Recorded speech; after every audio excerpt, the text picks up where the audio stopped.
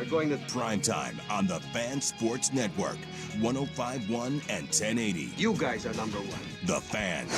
Man, what it do? Hey! What's up? Yeah, I got no World Series, and I'm bummed out. I know. I was thinking about that too. Right? It's like It kind of sucks. I Doesn't I get in a flow, right? I guess like 3 Well, days in a yeah. row, and now I got a break, and Baseball being a daily game, Yes. it ropes you in. Yeah. And then it has a day off, and you're like, what the hell? What are you, resting? It's not that Travel hard. day? L.A. to Toronto? Come on. How about my Blue Jays? Your Toronto Blue Jays. You never I've doubted. just been on them the whole You've time. never once wavered in your belief of your Toronto Blue Jays. Yeah, just never, I called it, Yeah. and it's about to happen. And It must feel good when you make a Yeah. bold prediction like that. And you Yeah. just say, you know what? yeah, I A just lot of people think I'm a fool, a lot of people. but, here you are. Yeah. Yeah, well, I'm right about a lot of stuff. What can I say? That's why you're the best. That's why you're the noted Well, that's part of the reason. the noted newsman that you are. I guess we got Thursday Night Football. That's something. And that's exactly my thought is There I you was go. sitting here thinking I was getting kind of sports sad. I'm like, no baseball. You're getting ready to turn to the NBA. You're And getting then ready I'm to like- the warm embrace. And then I'm like, oh man, the Ravens, my Ravens play tonight. I predicted they would be 2-5. I don't know if you remember that, but Yes. Well, So- against the mighty Thank Miami Dolphins. Although if you look at the Ravens, like write them off at your own peril because they've got the crappy ass Dolphins, the crappy ass Vikings, the crappy ass Browns, and the crappy ass Jets. Oh, and then by the way, the Cincinnati Bengals. Dude, you're gonna look up and they're gonna be above 500. And granted, their defense is terrible, and they may stumble along the way. But if you look at the records of the teams that they're about to play, they're going to be significantly favored in their next 7 games. So just. well, I predicted 2-5 and then 10-5. If there is going to be one of those stories that you look up and say, Wait, what? is that right? They play 17. They play 17. Yeah, Yes. 10-7. Yeah. Wait, 12-5. You're Right? you're gonna break out some fingers and toesies? Isn't that so? They're 2-5, right? They're 2-5. Yeah, I predicted 12-5. 12-5. So they will win 10 in a row. Well, I don't know about that many, but Who's going to beat them? the Dolphins are 2-6. The Vikings Your Dolphins? The Vikings are 3-4 and are turning to JJ McCarthy and they don't want to. I thought they were going with the other quarterback, What do you mean? the other guy. No, I think JJ McCarthy's starting. Yeah, I pulled a clip today for our injury report saying that he Oh, yeah? is. So hopefully, Oh, hopefully I that's thought it true. was the other guy. Now, Who's the other guy? The Minnesota guy? it does. They went and got John what's his Wolford. nuts? It's like Max. Who? Is it Brozer? Yeah, that guy. Well, He's from Brom, Minnesota. yeah. Yeah, it's something. It's Max. Joey likes him. Max Castle my ass. No one knows who the hell he is. I think but, they should put him in there. But his name is Max. Where is he from? I think he played at Minnesota because I think Oh, yeah, he did. was the guy that Joey said he really liked when Joey was there being a mentor at the combine. He looks like a musketeer. He's got that Van Dyke mustache thing going on. Oh, that goatee sucks. Yeah, it's a swashbuckling sort of thing. But yeah, he's thrown for 42 big yards, and he has a QBR of 18.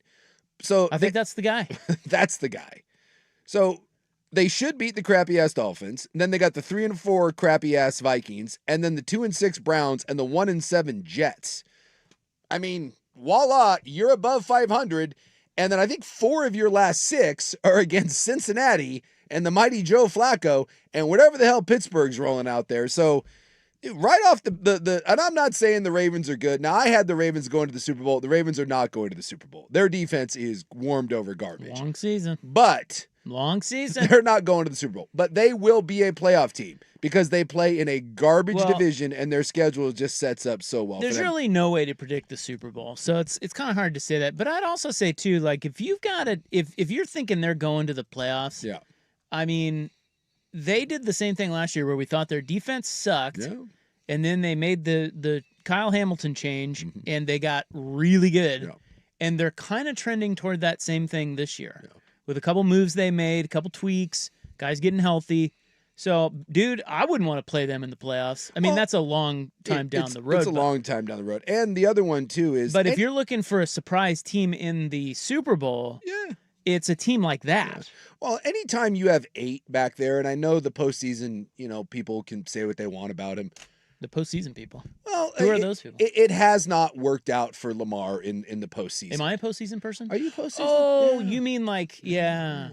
Well, there's Yeah. there's always that, whether it's in any sport, you can be baseball Jesus. Peyton Manning was this way. Peyton Manning, exactly, right? You can be the greatest thing since sliced bread, but when it doesn't go your way in the postseason, then we inevitably turn to, well, he can't win the big one.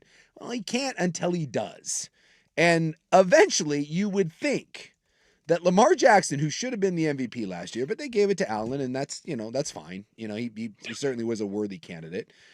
Lamar Jackson is one of the best players to ever play that position, and we just don't talk about it because of the postseason stuff. But just like you say, as long as Mahomes is back there, and Kansas City's just a better team than Baltimore, they prove it every single year. But when Mahomes is back there, you have a puncher's chance. And if Lamar is healthy, you have a puncher's chance. Oh, show. Yeah. And so I just... Very hot sports talk right off the Ravens at your own peril. You're thinking some serious sports. Sports top of mind for you. Well, I got no World Series. Now I got to turn to this. And let's be honest, last night, to me, it was... As much as it was fun to watch the Blue Jays. Our Blue Jays? It kind of, I don't know. Yeah, it sucked. It was boring. It was like deflating. Dodgers can't hit. No. Dodgers suck. What are they doing in the World Series? Man. You should put the Mariners in blue. Who knew that the Mariners Blue Jays was for the World Series? Would be the most interesting of the series. My dad called me today and said, it looks like the Dodgers should have put Mariners jerseys on because they are batting the same. And I'm like, Dad, maybe this means that the Blue Jays pitchers are actually good. That's kind of what I was thinking. But I'm not willing to go there. I'm going to blame the Dodgers for sucking. Well, I mean, it was the greatest, rookie performance by a pitcher in the World Series since like 1940. Some dude whose name it was like Duke something or other. Why do you think young pitchers jive right away now in today's game? Like, that guy was drafted last year. Yeah, he was playing Swag. I was listening to Swag this morning. He said he was gone by the time they got around. He played in Vancouver by the time they got to Hillsborough, but he would have, had he stuck around for like a couple more weeks, he would have pitched against the Hillsborough Hawks. In Hillsborough. And now he's pitching, he's 12 striking out strikeouts. 12 guys, not just 12 guys, 12 Dodgers in the World Series. No. Why do you think pitchers, because Skeens came right, I mean, Skeens is special, but clearly this guy is too. Sure. A lot of guys do it now. Mazeroski was doing this year. We was having a lot of success, and we've seen the rookies come in and pop. Yeah, I don't think it's Bill Mazeroski. I think are you talking about Miz? Yeah, isn't it Mizorowski? Mizorowski, yeah. What did I say? I thought you said Mazeroski, like Bill of the old Pirates. No, he did not hit famous home run guy. He did not hit the home run. I thought, but isn't it Mizorowski? I think it's the Miz, yeah. The Miz. You said Maz. Sorry. It's okay. Don't worry about it. Miz. Don't worry about it. That guy. The Polish Hammer? Most people make mistakes, not me, but yeah, most people do. Yeah. Anyway, why do you think pitchers can do this in today's game and they couldn't in the olden days? I don't know. Or could they in the olden days? They just didn't do it. Well, I mean, to be fair, we talk about like these unprecedented like seasons. Dwight Gooden had the greatest rookie season of all time, and that was in 19. How long was he in the minors? He was young. I think when Doc did that, I want to say he was 19 or 20 for the Mets, so it wasn't that long. But if you look at his rookie season, and that was 84, I believe. No one's done it. I mean, that was the best rookie season. So we've seen it. Maybe we see it more, but it's not completely unprecedented to see someone come into the bigs and just, take the world by storm, and then cocaine happens. Yeah, he was down there. Okay, so he pitched. Looks like 10 games. And that was it? And then he came. He was 19 years old when he made his debut. Well, he was 18. 19. 19. He pitched. He went straight from A-ball to the majors. Did you know that? I knew he didn't spend much time there. I mean, he was A-ball. 19. And then he comes up to the Mets and goes 17-9 with a 2.6 ERA. Yeah, Rookie of the Year, All-Star, and he finished second in the Cy Young Award. With race. Lynchburg, single A team, he was 19-4 with a 2.5 ERA, and they were like, "Yeah, you're good. Let's get you on up." 276 strikeouts, by the way, his rookie year. But he did pitch 2 seasons in the minors. Okay, because he pitched when he was 17. Yeah, he was in the minors, and then The year he was 18, he was at Lynchburg, and then 19 with the Mets. Yeah. But still, like that. I mean, okay, so why haven't more guys done it between him and all these guys now? It makes no sense to me. I don't know. Is it just they have better stuff now? I do think guys have. I just think in general, I think the way the game is being played now, it also may lead to arms falling off. But Yeah. I just don't think that stuff existed, like travel ball and year round and private coaches. And I think Doc was just one of those guys that was just no matter what era he played in, Doc Gooden would have been fine. Like there's just those guys. Jim Brown would have played in the NFL today. Is that true of Savage? I don't know. Is that true of Skeens? I just think guys nowadays, what is it? Who is it? Gladwell, the 10,000 hour rule. Yeah, Malcolm Gladwell, yeah. I just think these guys now from the time, like I walk my dog up by the high school all the time, and they have the sports fields out there.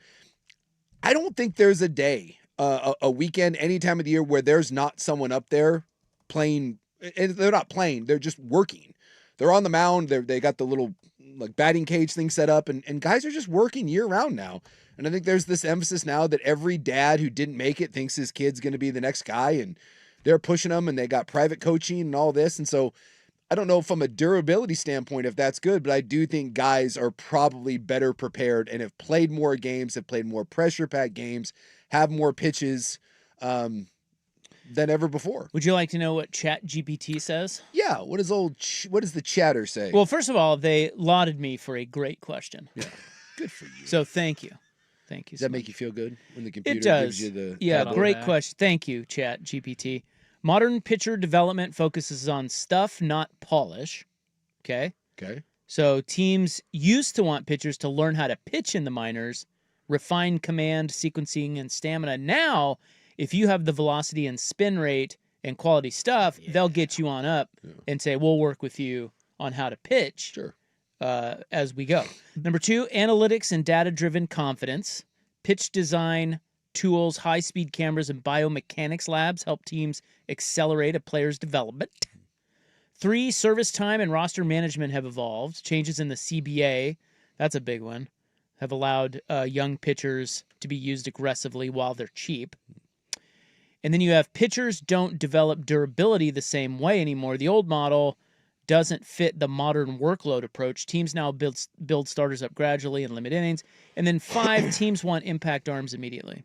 Yeah, so they've now gone to a practice, at least as a young pitcher. You'd rather have a Tommy John surgery, like in late high school or early college, to get it out of the way so you can have that velocity, so you can have that durability ready, for your major league debut. These guys, it's funny you talk about the biomechanics too, Rob. You now can learn a pitch in 2 months. Go into the pitching lab, as you just said, as opposed to when I was a kid, it took you a year or two to add like a nasty slider. Yeah, and I never really understood that, why it always took so long. Yeah, I don't Just know. throw it. That's not my shockingly enough, I never spent any time on the mound. That's not my Well, as you know, I did. Yes, I mean Barron's baseball, I mean you're a freaky I was local, striking out fools right and a left. local legend. Even as a fat little leaguer, they never let me. I got behind the plate, but they never let me on the mound. That was not my never thrown a single pitch in my life. So that's out of my element. I'll tell you what this is going to do. It's really going to hurt our ability to determine who can win a World Series because we don't know these magical arms that these teams are going to bring up later in the season and then ride them all the way to the title. Is there something too about just having a live arm this time of year? The Mets didn't make the postseason, but the Mets called up every young guy they had. And yeah, it fell short, but their best pitchers at the end of the year were all guys that were 22 and below that were making their first handful of starts. And every one of them throws stuff. They were good, but also some of them were shaky. Yeah, well, like if you notice, even if a pitcher isn't that effective, if you look at let's just look at this series, Jays and Dodgers. Yeah. If you, it's a very small margin for error. In other words, if you're not reliable, Clayton Kershaw's a Hall of Famer, and he's not reliable, and they will not throw him. They reluctantly threw him into that game that went 18 innings. Yeah. So you really have to be pretty good. Yeah. You have to be reliable, or you're not pitching. Well, and the other one too is it's not just arms. No, but you only have to be reliable for about 4 games. It's a small sample size too. That's true. That's what Savage is doing. Yeah, if Savage, how much you want to bet that at some point next year we look at Savage and be like, well, what happened to him? Right. I don't know. He rode a heater and he was hot. and the guys on the other side hadn't really looked at him and hadn't been able to get a full maybe scouting report on what he likes to do. And it's like when you see rookie quarterbacks come in the NFL and there's like a 5-game stretch where you're like, hey, this is really good. And then someone figures out, hey, he can't escape the pocket to the left, so we're going to collapse that side. Or he can only do half-field reads, or he can't throw to his left. And, you start taking it away, and maybe that settles everything down. Well, I got to go get engineering because I'm having some computer issues. For God's sakes. Shocking. And I'd play the Odyssey station drop, but I can't because of my computer. So we will take a break, and when we return, we will wrap up last night's World Series game and then look forward to games 6 and 7. Put a bow on that. And then, Jace, I see right here in the notes. I love notes. College football Thursday reach around. It's here. It's my favorite. It's here. You know who's not here? Dan Lanning. He will not be on today as they are recruiting or something. We have some Lanning sound today, though. He was making the rounds. Kind of. Well, I didn't want to do this here, but why are we not part of the rounds? Oh, yeah, because we're not national. I mean, yeah, well. He was making the rounds, but Not us. lo and behold, he won't be on our show. No, he will not. Are you Rich Eisen? I am going to have to call him out on that. Are you Rich Eisen? Next Have I week. been sitting next to Rich Eisen this entire time? I am no Rich Eisen. There you go. I do not claim that is your answer. to be Rich Eisen. However, I would say this. Rich Eisen is no Isaac Robb. It's a valid point. Okay. And neither one of you has been in my kitchen. Okay.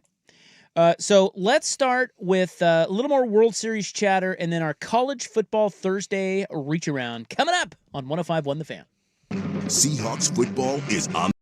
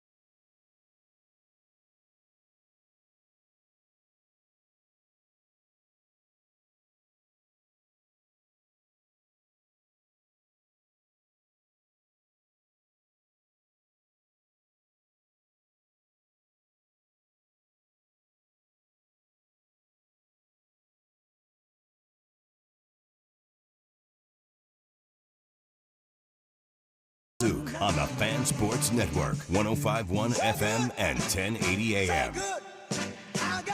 Okay, engineering, working on my computer, you'll be happy to know. God. They're very receptive in the engineering department. Although they did not fix it. Wait till you call him by the wrong name. Yeah, what's his name? I'm not telling you. I think it's Dan. There you go. Is that right? Yeah. They don't know what the I was fuck really they're hoping doing. that you were going to drop a Dave or something. Dan's great. I love when you call someone by Way the wrong better name. than Johnny or whatever his name was. Jamie, right? Right? Am I right? Yes. Thank you. Dan, has Dave. painted Halloween nails. Yeah, he's always he's Did you see that? He's a nail painter. He's like Caleb Williams. Yes. I wonder if he can throw a football. I don't know. He doesn't strike me as a sportsy type. You know what? I'm pissed at Caleb Williams. Why is that? Because he's not very good? Well, so I had Chicago in a teaser last week. Yeah. And I don't know if you saw. You probably didn't. I did see. Baltimore was up 14 on the Bears. The Bears. And Chicago got it to the 1 yard line. Now, they weren't going to win the game. No. But just shove it in, meaningless touchdown. I get my teaser cover, and everyone's happy. Baltimore wins. Yeah. Caleb Williams could not punch it in. No. I hate Caleb Williams. I think a lot of people in Chicago are starting to come around to that way of thinking. I mean, dude, he just kind of panics, and he's just weird. Well, it is very early, but this is always the be careful. Like, Caleb Williams was viewed as this generational player, and Patrick Mahomes and all this stuff. Trevor Lawrence was probably the last guy that got viewed this way, and what do we think of Trevor Lawrence? It's like, Man. So when you look at this draft class, like, I mean, Jaden Daniels and Drake May both look like the real deal. I think most people right now, believe it or not, would probably take Drake May despite Jaden Daniels' rookie season. But that whole draft class is weird because Caleb was the two biggest prospects that couldn't miss have missed. And I'm saying they can't come around, but Caleb Williams is not the end all to be all. And do you remember who was the other can't miss once in a lifetime generational player in that draft? Wide receiver. No. Marvin Harrison Jr. Oh, yeah. I'm not sure if you're familiar with what Marvin Harrison Jr. is doing in Arizona. Does he suck? But it's kind of like, it's not great. It's just not great. They're not even the best in their class. And you get into Penix and J.J. McCarthy, but it's just Bo Nix. Yeah, Bo Nix down there who's had success. Well, anyway. So it's kind of one of those be careful when we start talking about, he's greatest prospect ever. I have sports spite. Just at Caleb Williams. Just shove it in the end zone, please. Shove it in. Okay. Take your paint and nails and shove it in. Push him in. Yeah, just freaking figure it out. You're at the 1 yard line. I love it. Just figure it out, God, man. it can't be that hard. It was first and goal. It really shouldn't be from the line. God. You should be able to quarterback sneak it 4 times in a row and get a yard. It's not as hard as hitting a Savage curveball. No. That guy looked great. Except he looks exactly like, is it Peter Sarsgaard, the actor? Look up Peter Sarsgaard. He's one of those guys that when you look him up, it was driving me nuts. I was watching Savage pitch yesterday, and I'm like, who is this son of a bitch? And I was sitting there racking my brain, and I thought about the Magnificent Seven. He was the bad guy in the Magnificent Seven. He's been in a bunch of stuff. And he's always the bad guy. And I was like, that guy. And I looked him up. They are freaking clones of each other. And I can't see it any other way now. And in his eyes, he's got a weird vibe.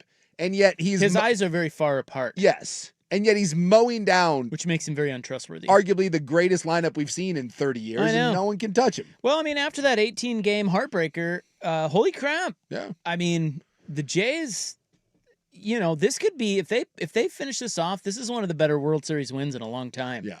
Because the Dodgers are loaded, and the Jays. Well, they were in last place last year. Who? The Jays. Yeah. That's a worst to first sort of thing, and now one away from winning a World Series. They still have to finish it off. Well, but if Yamamoto comes out and does Yamamoto things, then we get what everyone wants, and that's a Game 7. Everyone's available. Anyone can go, and at that point, I just that's a coin flip. But I just right now, you got to wonder if the Dodger lineup right now just isn't. It's not doing anything. One at bat last night with a runner in scoring position. Yeah. One. Yeah. One. I'll tell you what, the whole walking That's uno in Spanish. Walking Otani's out the window. They're going right at him. Otani, Betts, Freeman, and Smith combined 1 for 15 Yeah, it's not good. last night. No. And honestly, not even really good at bats. Like balls weren't necessarily hit hard. Sometimes, you're on it and guys are making plays. Dude, and the Dodgers are striking out way too much. And one of their big strengths is the bottom of the lineup has been a real force to them all year. It's not doing anything right now. Otani hit a couple lasers, but Yeah. they were caught. So they're saying, well, I think the interesting thing, too, is how the Dodgers deploy Otani. I mean, it's still, even though it's going back to Toronto, it's still kind of advantage Dodgers because they've got Yamamoto, and then they've got all hands on deck, including Otani, which you can kind of throw him in wherever to pit. I don't know. That's tough. Team Japan is tough. So it'll be Yamamoto, and then what? If Yamamoto does God, you're doing great. Doing great. If Yamamoto does what he's been doing, then we'll get what? Glass now? Probably, but quick hook. Yeah. I mean, they'll have all hands. If Yamamoto does what he's been doing, sure. Dodgers, I mean, it can be Glass now to Otani to Snell to who am I missing? Well, Sasaki, I guess, would be Sasaki. So the only one that wouldn't go would be Yamamoto, although, we saw. What if he pitches both games? Did Bumgarner pitch back-to-back games? Well, I know he came in relief, or was there a day in between? No, I think No. I don't think it was the next day. That's what I'm saying. Was there a day in between? Yes. Because this would not be. This would be literally pitching Friday and Saturday. I saw him pitch, so it was game 5. Okay. So Bumgarner pitched game 1, 5. Took 6 off and then came back and relief. Yeah, and then in 7, and they traveled. So it was a 3-day rest. Okay. Thing. All right. But he came in and pitched like 5 innings in relief. Yeah. Goober. Someone just put this on Twitter or on the old text, and I saw Dave Bartu. I saw this same tweet, and I had not seen this before. Bartu tweeted out that Savage had not picked up a baseball until he got to high school. I don't know. Is that true? I don't. Bartu tweeted it today, and then someone sent that in on the text line. That's nuts. Bartu said something because Dave's doing this big thing now with like genetic. I guess it's not genetic. It's like athletic testing. Bartu's into this analytic thing now, where based on your athletic score, like supposedly now we can have a real good predictor. Do you have the ability to go on and play at a higher level simply based on your athletic score? And his thing is there's more and more evidence that it's really not about having a private coach or whatever. Either you have the goods or you don't. Now, if you have the goods, all of that coaching and stuff can certainly take you further, but we're kind of spitting in the ocean with a lot of times where if your kid doesn't have the raw athletic ability, no matter what you do, you don't learn to be fast. It's just like you can't learn to be fast. Either you are or you aren't.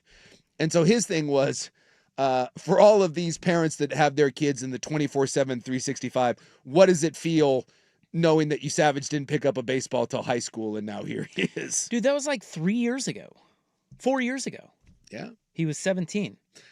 Well, I mean, high school would be 16, 15, 16, so. But still. Yeah.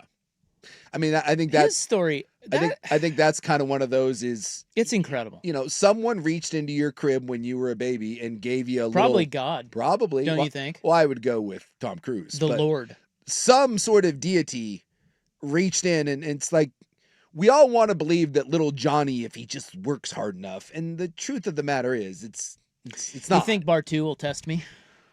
See where you're at it. Yeah. At what, 50? 50. That might be a little. I'm 50. I think we might be I'm a man. I'm 50. I think we might be a little past that. Why? What if I have the goods? What if it just says, like, Senior, oh my God. You should have been Why were you not a world champion bowler? I don't know. I just never bowled. You think you're still going to wait to find that savant level thing? You're going to walk into a guitar center and just sit down at the drums and be like, oh my God. I should do that. You guys at Guitar Center. Animal. I'm coming in tomorrow. Or no, Saturday. Is it possible that there is someone out there with a Mozart level sit down and play that has never touched a piano? Well, so the Malcolm Gladwell thing, you go back to the 10,000 hours. Sure. He talks a lot in there about Mozart. Mm-hmm. And one of the things, especially with pianists, because he says not all disciplines are the same. Like basketball, I think you could be born with. It kind of falls into the category of you could be touched by the hand of Tom Cruise. Sure. We've seen it. Like, but he brings up the point. It's just a theory, but his theory is for things like piano, it is not. It is. They're often people who have access to high level or the best level of instruction at a very young age, and then become, I don't know, there's all these parameters, but they become obsessed with it. And so it's like where they were brought up, what they were exposed to, how much they practiced, and what level of instruction they were given is, and then the 10,000 hours thing. You do it over and over and over and over and over, and you can become expert at it. But we do know that there are. But not everything falls into the piano. Yeah, I just know there are times where someone literally goes in and picks up a guitar, and within a few minutes, they're playing chords. Within a few weeks, they're playing high. Like, there are savants. Yeah, they can hear. They can hear it. The sounds. Yes, I mean you. That's hear the same with piano, but that doesn't mean that they're like. That's an amazing skill to have, but you still have to hone that skill. Yeah. That doesn't mean they're sitting down and playing a sold-out concert. No. You know what I mean? But there's two different things there. But there's also the case of there are people that can sit down and for the first time seeing a piano can play. And I'm just asking, is there a 50-year-old man sitting around somewhere that has never touched a piano that one day is going to be walking through a church or a bar or something and is going to sit down at a piano and be like, oh, yeah, this kind of makes sense. And he's going to start hammering out a tune. I would say, I'm going to channel my inner Malcolm Gladwell. He'd be sitting right here with his little hair. And he would say very softly, he would say, that is not the case. But there are many people in the world who, if they were given that level of instruction at a very young age, could have picked it up and become expert at it. I love the quiet After voice. 10,000 It makes me feel. Well, he's very soft-spoken. I don't know if I've ever really heard him speak. Yeah, he's very soft. I'm more of aware of him as opposed to actually reading any I think of his you were things. gone, but Dan Lanning says he's a big Malcolm Gladwell guy. Yeah, when we talked to him when you were out. Someone saying, are you a chipping savant? I'm a pretty good chipper. Yeah, but again, it's all practice. I honestly don't think I've ever consumed anything outside of like third-party Malcolm Gladwell. Well, anyway, they are saying $2,000 per seat in Toronto. How much? $2,000 U.S. That's not as bad as. They're calling it the most expensive sporting event ever on record in Canada. Really? $2,000. Yeah. Huh. Somebody tweeted, I saw that they said, "Well, what if the Leafs had a Stanley Cup final in Toronto or Game 7 in Toronto?" Yeah, that had to be more than that, right? Well, they said, "What if they did?" I don't know. Have they? Have they had a Game 7? Oh, not for a long, long time. The last Canadian team to win a Stanley Cup was in like '92. Yeah, so they were saying, well, just wait until the Leafs. Yeah, or the Canadians. Then it will. I mean, it'll bump up. Yeah, or the Canadians. Well, I just remember like when the Cubs were in the World Series. My daughter was living in Chicago, and we were trying to get her into a World Series game, and it was more than $2,000. But I guess that's Chicago trying to break a curse. 2 G's. That's pretty good. It's a steep price. So the Dodgers payroll, $350 million. Just wanted to point out, I had to look up today. I wanted to look up the Jays payroll. Yeah, it's, by the way, we got to stop with the, there was one of the national guys that was bloviating on the small market thing, and he's full of it, but. What does that mean? Oh. Like Toronto's not a small market. They're not. Was he saying they were? Well, he was trying to make a point today, and I just happened to be stumbling across about how small market teams are having, their way right now in sports, and I'm like, what? Toronto's not small market. No, Toronto is one of the largest cities in North America, and they have the 5th highest payroll in Major League Baseball. 7th. I looked it up. I thought it was 5th. They're 7th. $255 million. Interestingly enough, all the teams in between the Dodgers at number 1 and the Jays at number 7 made the playoffs with the exception of the Mets. Yeah, thank you for that. Just wanted to point that out. I knew where that was going. That was great. Appreciate it. Just awesome. Needed to. Cool, everybody. Great. Wanted to say that. All 7 of them. You want to point 6 out? Of the 7. Would you like to point out that's the most expensive payroll to never make the postseason? Yeah, we already did. You want to point out that the other record that they broke was also their own? Yeah, the from, Mets. From 2 years ago? We've talked about it. Yeah, it's awesome. Cool. Yeah. Cool, everybody. All right. Well, the World Series. See right here. I got USA Today. They're 5th. Well, I looked it up today and it was 7th. So perhaps it's a different. They're just using different metrics. At any rate, the World Series continues tomorrow at. Well, I don't know what time. Is it a day game? Oh, I can't. They're all 5 p.m. I can't imagine that would be a day. put the deciding game of the World Series. Oh, we're going to make that a noon Eastern time. Oh, no, wait, Friday. No, I'm sorry. It's Saturday, right? No, Friday. Is it tomorrow night? Yes. Okay, yeah. I was Tomorrow thinking night- tomorrow is Saturday. No, tomorrow, Friday, and then if necessary, Game 7 will be Saturday. And that's also a 5 p.m. Yes, I think the Schnitzel Wolf is correct. I think they've all been the same time. All right, the college football Thursday reach around is next. Here's Schultze.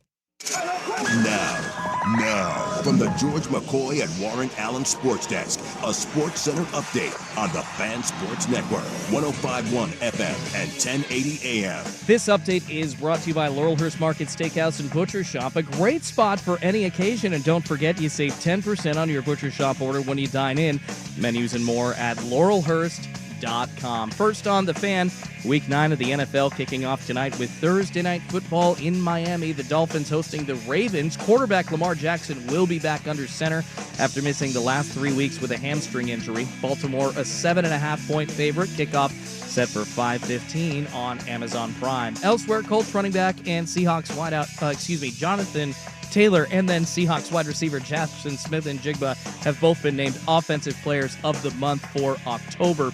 Over to the NBA, Blazers head coach Chauncey Billups, who is currently on administrative leave after being arrested by the FBI for wire fraud and money laundering, has hired renowned trial lawyer Mark Mukasey. He has previously represented President Donald Trump and former New York Mayor Rudy Giuliani. Big news out of college football today also. Nebraska signing head coach Matt Rule to a 2-year extension. That means he's now under contract until 2032. His buyout also goes from $5 up to $15 million. That effectively eliminates him from the pool of candidates in this hiring cycle.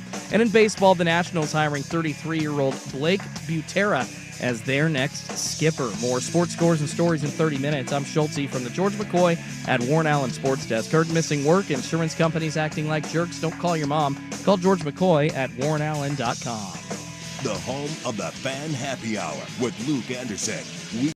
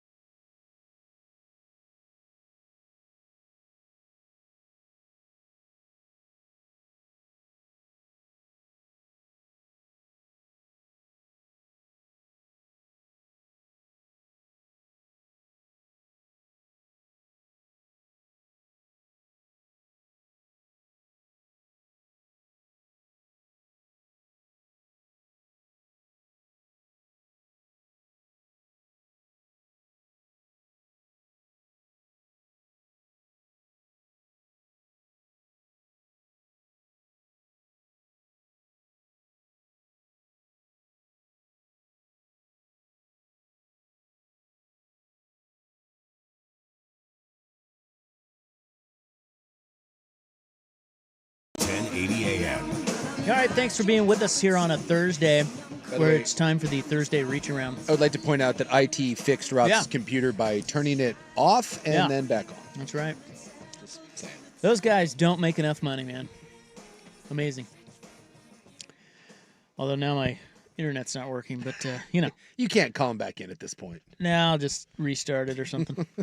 Anyway, what was I going to tell? Oh, Dan Lanning, not on our show today. On other shows, though. Yeah, he didn't have time for us, but he had time for Rich Eisen, and there is audio, and we will play that for you in our not Dan Lanning interview at 4:00. The non-Dan... Now, is this the non-Dan Lanning pregame or the non-Dan Lanning postgame? You could call this the pregame. Okay. You mean right here now? Yeah. Right here now. And then we'll go into This the is- non-Dan Lanning interview, and then we can do the non-Dan Lanning postgame. I mean, we could. I hadn't planned on it, seeing as how there's no Dan Lanning, But hey, you can call it whatever you want. Yeah. Okay. Yeah. Here now. Yeah. Can we talk about Dan Lanning just wearing a hooded sweatshirt in the monsoon? Yeah. Can we get a rain jacket on that He guy? doesn't care, and I No. love that. Believe me, there wasn't a whole lot to watch about that game. And I will say that at least 2/4 of that game, I spent wondering if he was going to put on a hat and or rain jacket. He doesn't like hats. No, but I mean, it was a full-on monsoon.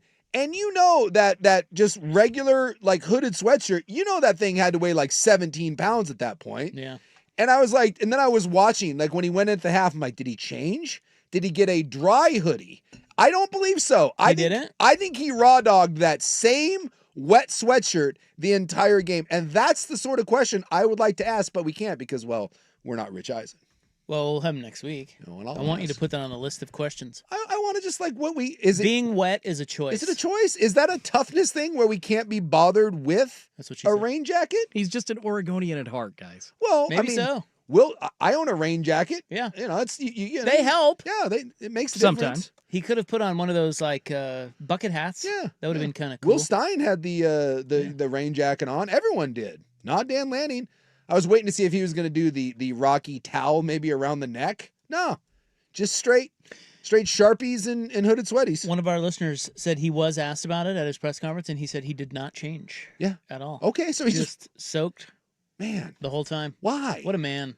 But why? Because it's a choice. Yeah, But I think again, that's it. I'm asking the I question. think he's of, sending a message to his team. It that- doesn't matter. that message is.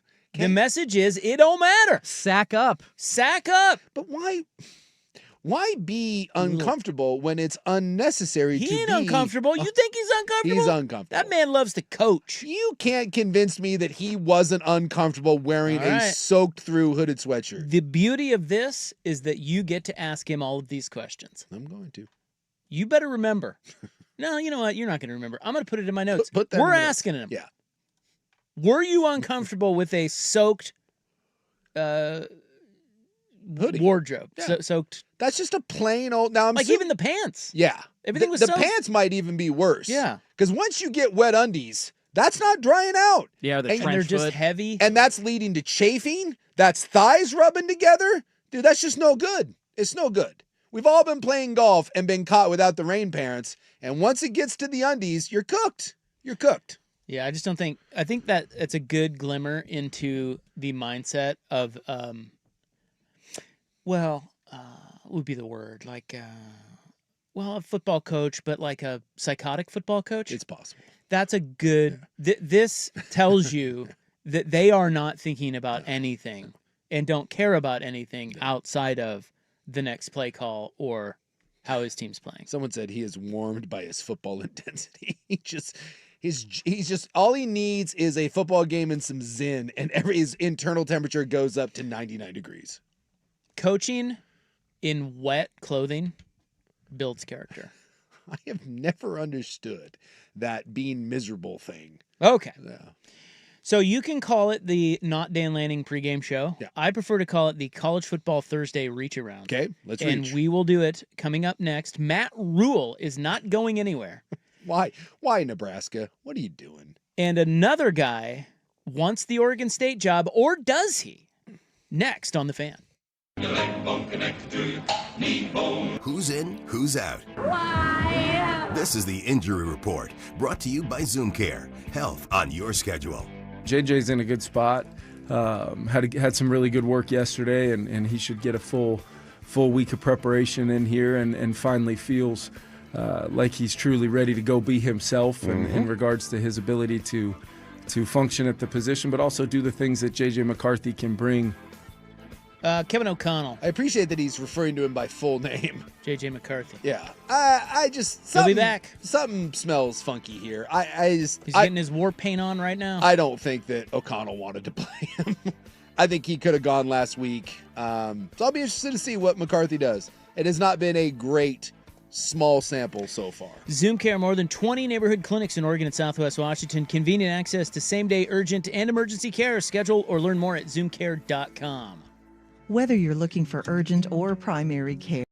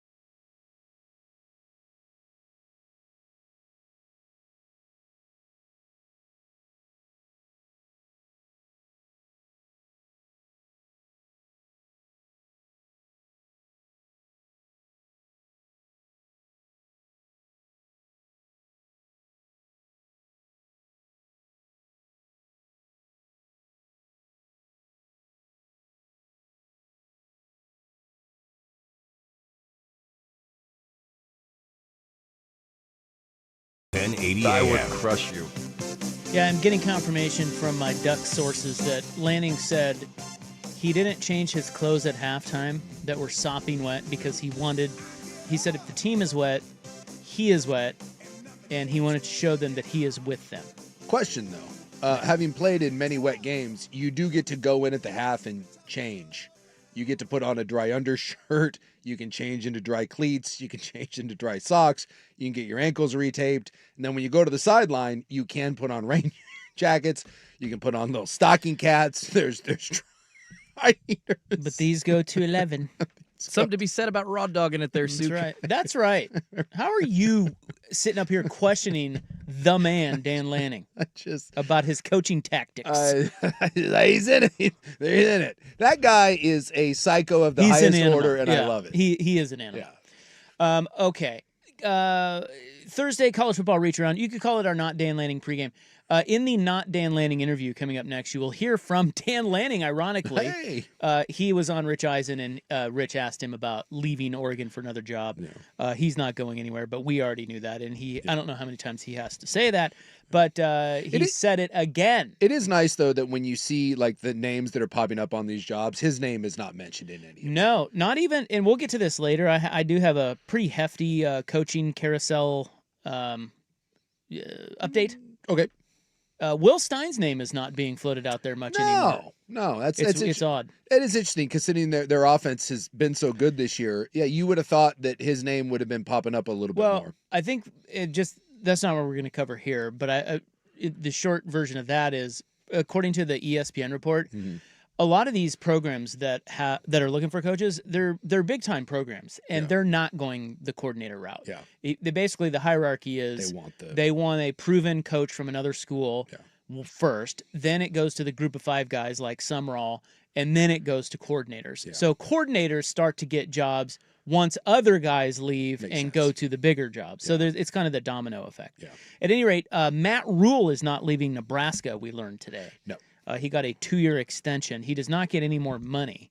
Although he does get more money, it's just not immediate money. In a couple years, he gets bumped up. By the time this thing is getting to the back half of it, he will have gone from making $8.5 million to $12.5 million. So I think Nebraska is trying to position this as, hey, we didn't. Right now, there's a lot of heat on programs unnecessarily giving guys these giant contracts. Yeah, exactly. And Nebraska is having to give someone a contract that by no means is warranted. Matt Rule has done nothing, and I mean nothing at Nebraska, to warrant any sort of extension. I would like to just point out that Matt Rule, since getting to Nebraska, went 5-7, 7-6, and he's 6-2 this year. Would you care to guess what his biggest win is? Northwestern. Maryland, Northwestern. Well, he's got a shot this weekend to shut everyone up to beat USC because they host USC. Yeah. But he is the new James Franklin. You know, Matt Rule's record against top 25 teams in his career, it ain't good, is 2-23. Yes. So this is how stupid college football is, and it will never change because programs can't get out of their own way. Matt Rule has done nothing to warrant more money or an extension, and Nebraska today, merely on the idea that Penn State was sniffing around Matt Rule, and the idea that Penn State somehow thought Matt Rule greater than James Franklin minus the $50 million that you have to give to James Franklin to not be your coach. I have no sympathy for any of these programs because they're dumb. You're just trading you spent $50 million to try to go hire a lesser version of the coach that you just had. It makes no sense. And Nebraska is so paranoid. They're like, well, I guess we'll technically not give him more money, but we'll give you more years and we will give you more money. We're just going to try to position it because Nebraska doesn't want to come out and look like a clown by giving a guy that hasn't done anything. Especially, you imagine if they came out and said, hey, we're giving him a $4 million raise, and then you get your ass whooped by USC and you're like, welcome to another 3 or 4 loss season. So everyone's now trying to, no one wants to be LSU, no one wants to be Texas A&M, no one wants to be Florida State staring at a $50 million buyout because you look like a joke. But until schools actually show discipline and tell these coaches, no, you haven't earned this, we're not giving you a 10-year contract, this is just going to continue. Yeah, but agents come into play too. Well, and it's all run by the same 2 agents. Yeah, like Jimmy Sexton. Yes. Did you see the LSU... or not the LSU. I was about to say LSU governor. The Louisiana governor. Yeah. He started peeing in the pot of Jimmy Sexton. Careful. That's Lane Kiffin's agent. Yeah, and Dan Lanning's agent, and all the great the coaches you're going to want for your job are represented by Jimmy Sexton. Yeah. And he started blasting Sexton and agents, and dude, this guy's a grade A moron. Dude, they're going to get Orgeron again. Or whatever his name. Ogeron. They're going to get him again. They can't get anybody else. I actually think at a place like LSU, God. LSU is one of those programs, and I think Florida's this way. There's a handful that I don't think you need Nick Saban. I would like to point out that Les Miles and Ed Orgeron both won national championships at LSU. If LSU is forced, and I mean forced, to hire a non-proven guy, and you just go out and get either the young up-and-comer or you go get the rock-solid, who would be like a second-tier candidate? I'm trying to think of someone just off the top of my head. Who's Drinkwitz? Yeah, like a Drinkwitz. Clark Lee? And I think that's more, I'm trying to think of someone that's been somewhere a long time that wins, I don't know, that wins 8 to 9 games. Like Jeff Brom when he was at Purdue, right? There you go. There's a guy that was building something at Purdue and now he's at Louisville and he was never like the guy. Or like Matt Campbell at Iowa State would maybe be another one of those guys. It was a hot name for a little bit and then cooled a little bit. Someone like that. Kyle Whittingham, let's go like 6 years ago, because now he's not going anywhere. Like, if LSU has to hire one of those guys, LSU is going to be pissed because it's not the guy. It's not the sexy hire. Every one of those guys is capable of winning a national championship at LSU, and they might actually be better because they're going to come in and just be rock solid stabilizing forces. Like at a place like LSU, I don't think you need Lane Kiffin or Steve Sarkisian to come in. There's a lot of good coaches out there that aren't going to make you spend $12 million and give them a lifetime deal. And I'm glad you didn't have that Rafa Salafusa who never got past number 1. Anyway. I mean, why would you not rehire that guy? All right, so coming up next, not Dan Lanning, but Dan Lanning on The Fan.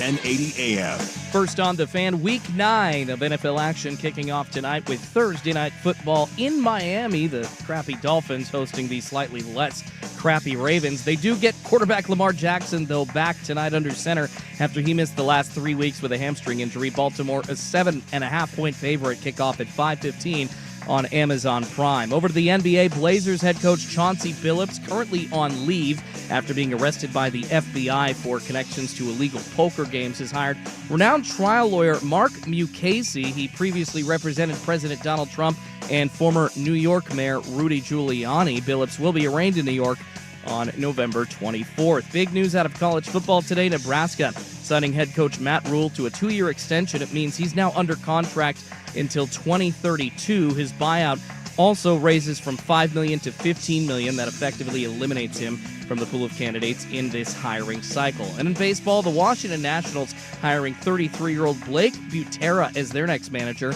He's the youngest skipper hired in Major League Baseball since 1972. Has 4 years of experience, though, leading teams in the minors. More sports scores and stories in 30 minutes. I'm Schulte from the George McCoy at Warren Allen Sports Desk. Hurt, missing work? Insurance companies acting like jerks? Don't call your mom. Call George McCoy at warrenallen.com. Your home for the Oregon Ducks, the Fan Sports Network, 105.1 FM and 1080 AM. Primetime with Isaac and Suk. 12 cats live across the road. Our door's open. Screen's broke. I turn and look. There's a little kitty cat in our kitchen. So I said, "What are you doing in here, little kitty cat?" Isaac Robb. Cat starts going, meow, all crazy. We need more dogs. Jason Sukanik. Try to let it out the front door. Meow, meow. The cat's still going crazy in there. This is Primetime on the Fan Sports Network. We don't need a bunch of cats in here. Meow, looking in the mirror. Be a dog. 105.1 and 1080. We don't need no meows. We don't need no cats. We need more dogs. The Fan. All right, welcome back. Hour 2. This is normally where we have Dan Lanning on every Thursday, but they're on a bye, so he is not here today. Back next week. He did find time to be on the Rich Eisen show today, conveniently. I feel like you're taking that a little personally. Well, it's like, we're told, oh, no, he's out of pocket. Well, is he? Is he? He was on some podcasts, too, so I kind of wondered. Yeah. Well, anyway, we have audio. And Rich Eisen asking Dan Lanning about leaving Oregon. Okay? Yeah. Like for another job and stuff. Mm-hmm. Stuff like that. So your interest level in leaving Oregon is less than because of this? Zero. Yeah. Zero. Yeah, I'm not leaving Oregon. Yeah, as long as I win. That's what I always tell my kids. Yeah. Right. If your dad wins, we'll be at Oregon. So I gotta win. Right. That's how it changes. There you go. Yeah. He's just and I think people are starting to believe him. A lot of coaches do the wishy-wash, bounce around, and they do the word salad thing. Sark did this when the rumor of the NFL stuff that broke. Lanning does not. He does not mince words. And not only is he making a ton of money at Oregon, his staff is well compensated. He can put together top 10 recruiting classes. Feels like he can win a national championship there. In the world of NIL, he has an NIL budget that's second to nobody. I mean, I don't get it. And by the way, there's really no pressure there at Oregon right now. I just, the idea that he's going anywhere, and last year he wasn't interested in Alabama, which again, and now LSU, you can make the argument that those are the 2 best jobs in America. So if Alabama and LSU don't get a sniff, what is? And he doesn't have the alma mater dream school like Mario in Miami or William like Jewell. That. William and Jewell? Or is it's it William Jewell? It's just William Jewell. It's not William There's and no Jewell. and. I think it was one person, but I don't know. His name was William Jewell. I think so. Dr. Jewell. And the other one is the rumor out there that not only does he get his salary, but there's a big old Nike stock hanging over his head that every time he stays at Oregon, there's just not money will not be something that gets him out of there. They are going to take care of him away from just his salary. He's not going anywhere. I just don't know why we can't finally put this to bed now, maybe. I think this one hopefully finally did it. And I will say that in all the lists that are out there for these jobs, the one name I haven't seen on any of them is not on there. Dan Lanning. Okay, well, glad we covered that. That probably makes Oregon fan feel good, though. I think so. Well, you've been left, at the altar a couple times, and you went through like 3 coaches in 5 years. Yeah, it's kind of a scary time. And one of those coaches would have been a gall darn disaster for you had he stayed. Best thing that ever happened to you is the that dude, the crook, ended up going down to Florida State. Now, Oregon State needs a coach. Yes. Go Beavers! How about I don't know that? if you know that, but they fired their coach. I am familiar with that, yes. I think they need they need a new NIL guy. They need a new associate athletic director. They really need a new athletic director, but that probably isn't going to happen right away. So the next guy to throw his name in the ring, or did he, is Paul Chryst. Yeah. Who is formerly the Wisconsin head coach. Hasn't really done much of any coaching since then. I don't think so. But he used to coach at Oregon State, of course, under Mike Riley. But you know me. I people choose their words carefully. Okay, they say things in a way for a reason. Yeah. I try to do that on the program. Okay. Yes. And then what ends up happening is people just interpret. People don't. They're very bad listeners, and they don't actually listen to the word and how things were presented. Yeah. And so that's how they get in trouble of like hearing what, like I'll often say, well, you're just hearing what you want to hear. Like the listeners do this all the time. I didn't say that at all. You're hearing what you want to hear. That's how that happens. Yeah. So Paul Chryst, I'm going to be very careful to say exactly what he said. And you tell me, did he say he is interested in the Oregon State job? Okay. He said, and this is in a text to the Oregonian, he said, quote, Oregon State is a special place. And I would love to coach again. That he wants that job. End quote. Yes. He did not say, I would want the Oregon State job. He wants the Oregon State job. He said, Oregon State is a special place, and yeah, I'd love to coach again. All right. This is like me saying, that blonde at the end of the bar is kind of a piece of ass, and I'm really horny. I mean, that's essentially, you may not be saying, I would like to sleep with that blonde at the end of the bar, but I think we can all read between the lines, and I would like to sleep with the blonde. On top of that, you're like a 5 saying that. Can we add that caveat? Yes. Like, Paul No, Chryst that's isn't true. being No sought one, after no for the one two is, guys no one that is have- beating down the door. Yeah, the two guys that have thrown their name into the ring are two guys that Oregon State probably is not going to No, and I'll say sniff this. around, Ed Ogeron and Paul Chryst. But I just thought it was interesting, his choice of words, because then after that he said, and that's really all I can say because in the interest of being, so it's like, it's weird verbiage, Paul. It's almost like he's saying, well, yeah, I want to coach, but ooh. Yeah. You know, maybe also he's trying to prevent being attached to any job so he doesn't look like an ass later. Like, he didn't put himself out there like Ed Ogeron, so to speak. I don't know. Yeah. Well, I will say this, like, Ed Ogeron is a disaster. Do not go anywhere near him. Paul Chryst did a nice job at Wisconsin. Like, he went 10-3, 11-3, 13-1, 8-5, 10-4, 4-3. That was the COVID year. 9-4, and then they started out really bad. They had the 2-3 record, and they canned him. So, like, Paul Chryst was 67-26. Went to a bowl game every year. Went to one Rose Bowl, lost.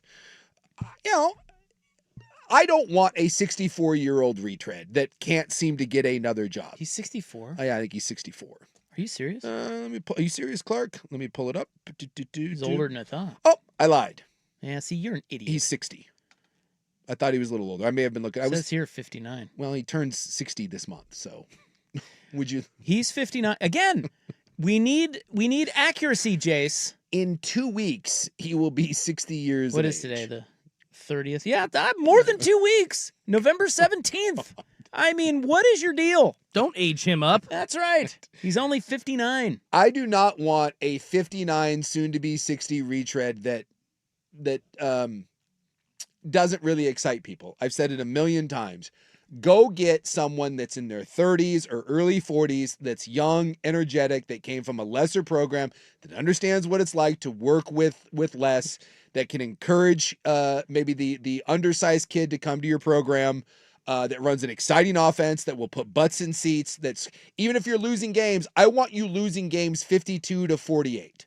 That's fine. If you need to lose some games while you build it up, go do that. And that is not Paul Chryst. But if you do want a retread, you know. Well, I could go Paul the Chryst route. was good at Wisconsin. I see what you're saying, but I could definitely go the route of the older stabilizing force. I think that's important for Oregon State at this stage of the game. Yeah. And you're also probably there getting a guy who won't leave after 2 years if he has success.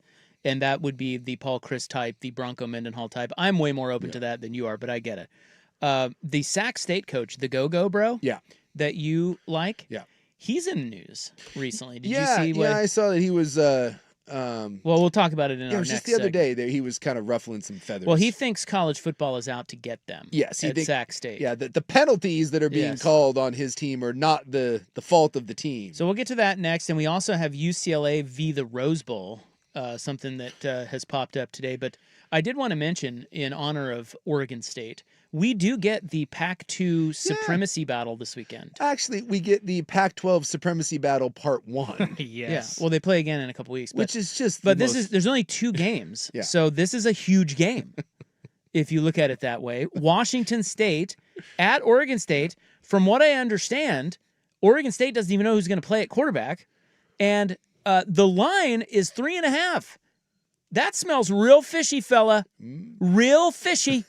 You going to put some action on this one? No, I just said it smells fishy. So I'm saying then go the other way. I'm not betting on Oregon State. No, I bet on Wazoo, baby. Well, but see it smells fishy. I don't get it. Listen, Washington State is way better than Oregon State. Yeah. Washington State's not bad. No, Jimmy Rogers. They have taken 2 really good teams, including Ole Miss, deep into the fourth Oregon quarter. State doesn't even have a quarterback. Why are they only favored by 3.5? Dude, I am smelling a... Take the Cougs. No. Do it. No. Do it. I'm not touching it. I'll take the Cougs. No offense, but I just don't have a lot of faith in Oregon State right now. I'm not touching it. Yeah, you are. I mean, if Murphy plays, maybe. Because he sucks. You're gonna talk yourself into a bet. Who's the other guy? Johnson? Yeah, Jabari Johnson. Yeah, Jabari Johnson.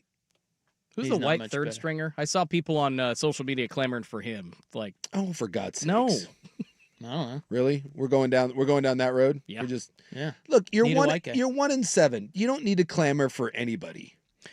Oh, that's right. They did win, didn't they? They did. Yeah. See, they're on a roll. That white kid's not even listed on the depth chart, so I don't know. Well, anyway, I'm just saying. Gutridge? Sure. You could have said any name right there. That's where I go with Fred Kessel my ass. Yeah, you could come up with any name there, and I'm like, yeah, sure. Why not? The odds makers are pretty good, man. All I know is that That's low. right now, I do believe the Beavs own the Pac-12 championship. Do they? They won last year. They beat the Cougs. Okay. But I mean, this year it is weird because you have bragging rights for all of like 3 weeks till you have to play them again. again. And then what happens if they split? I don't know. Who gets the... It's like, Is it by points? I think you do that King Solomon thing where you saw the trophy in half. Well, let's hope it's not a kicking contest to break the tie. We all Or a know who'd win that one. Or a snapping contest. Yeah. Yeah, the kicking operation has not been the smoothest Oregon State. It's gotten a little better. You give them credit. They went to the quick kick for a while. And All right, guys. Our college football Thursday reach around continues next on The Fan. Ducks game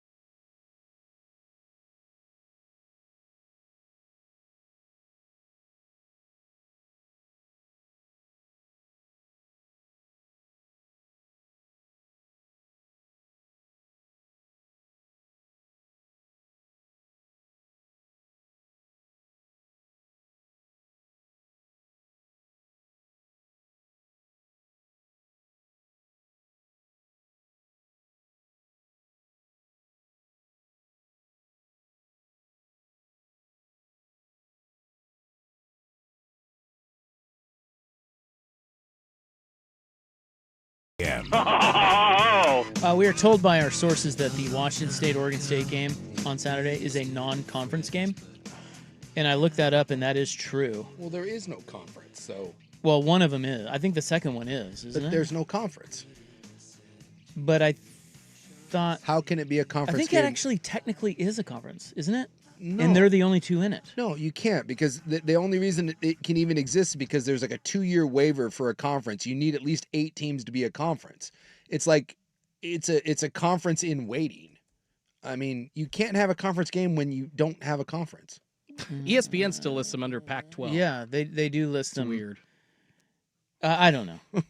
I know nothing. I just know that this one is a non-conference game. So the other one is for all the marbles. Yeah, so this one means nothing other than bragging rights. And the next time they play, I hope that there's some sort of championship. Whatever fan base wins the second one should make Pac-12 championship trophies and T-shirts and like give the guys rings. By the way, just looking at the Washington State notes, which first time I've ever done that. But nice little nugget in here about their defensive coordinator. What's that guy's name? Blah, blah, I don't know, some guy named Bobbitt. They gave up, so they played their last 4 games. They gave up 3 points to Colorado State, 24 points to Ole Miss, and they should 22 points to Virginia, and 7 points to Toledo for an average in the last 4 games of only 14 points per game. Dude, that's awesome. They're playing pretty good football. They're 4-4. And granted, the North Texas game, that was one of the worst games I've ever seen. That was 59-10. Got drubbed by Washington, but you mentioned beat Colorado State and easily could have beat Ole Miss and Virginia, which were both ranked, and then beat Toledo. This is why I said there's just both programs are undergoing the exact same thing right now, and one has handled it a million times better. And who did Washington State go out and get? They went and got the coach from South Dakota State. Right? They went down and said, here's a guy that's playing for national championships. Come here, build this program. And by the way, if he builds it in another 2-3 years, he'll be gone. But that's just that's any school at this level. But he's going to leave the program a lot better off than when he got there. And that's what Oregon State needs to do instead of like trying to hold on to the past and go rehire Jonathan Smith. Jesse Bobbitt. Old Jesse Bobbitt, huh? He is Bobbitt. Yeah. Like John Wayne Bobbitt. He will be like Old Miss. He'll be the Old Miss defense coordinator. Although this guy next year. has his penis. Well, so does the other one. Yeah, He they does? reattached it. Yeah. Oh, they did. He made a movie called Frankenpenis afterwards. Oh, yeah? Is that like a porn? Yeah, he Yeah, he absolutely. starred in porn. So now to the Sac State guy, the go-go offense guy. Yes, who Brennan Marion. Yeah, Brennan Marion, and he wears cowboy hats. Yes. But he's a black guy. He is a black guy. So he apparently he is upset. He's irked. He said this week that the Big Sky Conference issued him a. So did I say Sac State? Yes. Did I say that? Yeah. He's at Sac State, and they're pretty good. Yeah, They're committing at Sac State. Yes. And he's a guy that he was the pass game coordinator at Texas, then he was the offensive coordinator at UNLV. He runs this go-go offense, and some people think he's kind of one of those rising stars that in a couple years could be a big name. Lot of people. Big name guy. So he was at UNLV. Yes, he was the offensive coordinator. Running the go-go. Yeah. And they were pretty good last year. They were sniffing around the Mountain West title. Yeah, they put up points. So they're 5-4. He said the Big Sky Conference issued him a fine of $10,000 and a warning. Oh. In sizing up his team's 49-35 loss to Montana that was aired on national television, ESPN2, Marion did not hold back his angst. He barked at his team and coaches for defensive breakdowns during and after the game, while also taking his share of the blame as captain of the ship.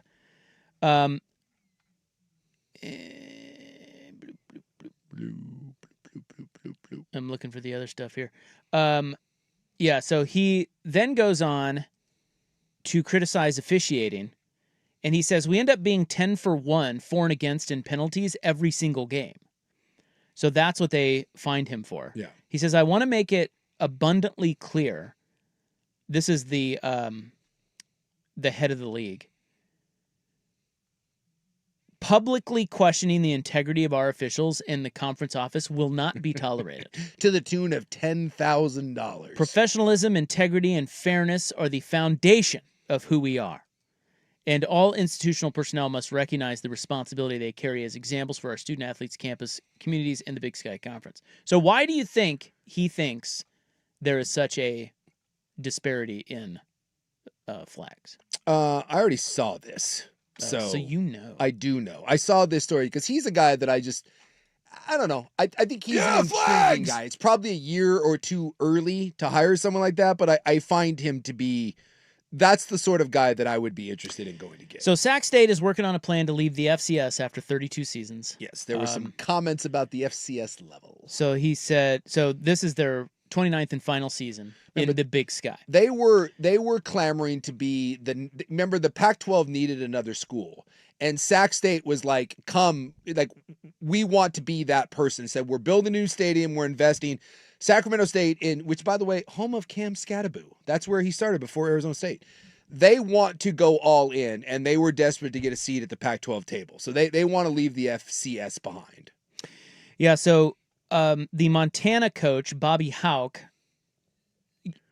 Another guy, by the way, that Oregon State should consider going to get. He is saying that the Sacramento State president, whose name is Luke Wood, called Montana a JV outfit.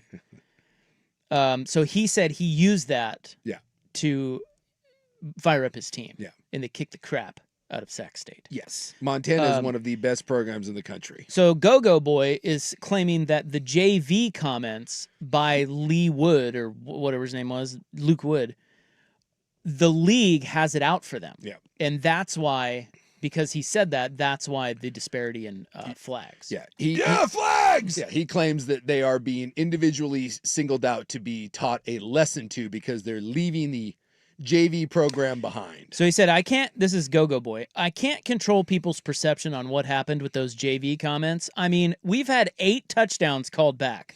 It's usually fair if it's 5 penalties or 5 or 6 to 6, 5 penalties to 5 or 6 to 6. And so unfortunately, people are upset about the comments. People have a human element to them where they obviously want to make us pay for those comments.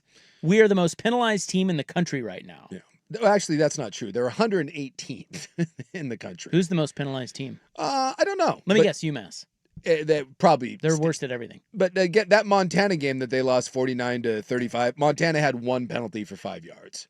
Look, I don't know if there's anything to it. I didn't watch that game, but if I had 10 penalties, the other team had 1 penalty for 5 yards, yeah, I might be a little.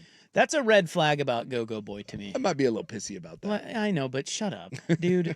You think Dan Lanning would be bitching about that? Probably not. Exactly. Oh, probably. Exactly. Control the controllables, dude. Control the controllables. Your guy said it. Yeah. So if you think it, maybe it's true. Doesn't matter. I love the idea. Go hire the young African-American guy that wears cowboy hats, that makes bold proclamations, and even when you lose, you put up 38 points. Go hire that guy. And an offense that people want to come play for. Or go find the guy at Montana that is in a national title every other year and kick the crap out of the guy in the cowboy hat. It's not that hard, in my opinion. So the Rose Bowl is suing UCLA. Yeah. And we will get to that story. UCLA football just can't help at themselves. 5 o'clock. Yeah. There's another guy, by the way, Jerry Neuheisel. Go poke around Jerry Neuheisel. Joffrey. Yo, Joffrey, King Joffrey. If you've noticed that every time, and I would also like to say that I told you that Indiana was going to do that to UCLA. The glass slipper was about to get shattered. The glass zipper. I like it. Yeah, that sounds like something kind of porny. Yeah, it's like in where, Franken. That's where the orgy happens. Hey, I'm going down to the glass zipper tonight. It's going to get wild bird masks.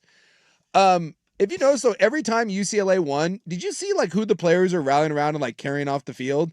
Joffrey. It's not Skipper. Joffrey Lannister. It's old Joffrey Lannister. You know. All right. Take a shot on someone. So our college football Thursday reach around continues at 5. We must move on to In the News coming up next. Somebody wanted out of jury duty. We'll get to that when we return. But first, Schultze with SportsCenter. Now, from the George McCoy and Warren Allen Sports Desk, a SportsCenter update on the Fan Sports Network, 105.1 FM and 1080 AM. First on The Fan, Blazers head coach Chauncey Billups, currently on administrative leave after being arrested by the FBI in connection with illegal poker games, has hired renowned trial lawyer Mark Mukasey. He previously represented President Donald Trump as well as former New York Mayor Rudy Giuliani. Billups will be arraigned in New York on November 24th. Over to the NFL, Week 9 kicking off tonight with Thursday Night Football in Miami. The Dolphins hosting the Ravens. Thankfully, Lamar Jackson will be back under center after missing the last 3 weeks with a hamstring injury. Baltimore a 7.5-point favorite. Kickoff at 5:15 on Prime Video. Big news out of college football today. Nebraska signing head coach Matt Rule to a 2-year extension. He's now under contract through 2032. His buyout goes up from $5 to $15 million. It effectively keeps him on staff, away from the head coaching carousel cycle coming up here through the end of the season. And in baseball, the Washington Nationals hiring 33-year-old Blake Butera as their next skipper. He's the youngest manager hired in Major League Baseball since 1972, has 4 seasons of experience leading teams in the minors, though. Won 2 titles as well. More sports scores and stories in 30 minutes. I'm Schulte from the George McCoy at Warren Allen Sports Desk. Hurt, missing work, insurance companies acting like jerks. Don't call your mom. Call George McCoy at warrenallen.com. Recruiting with Andrew Nemec, Thursday evenings at 7 after Isaac and Suk on the Fan Sports Network, 105.1 FM.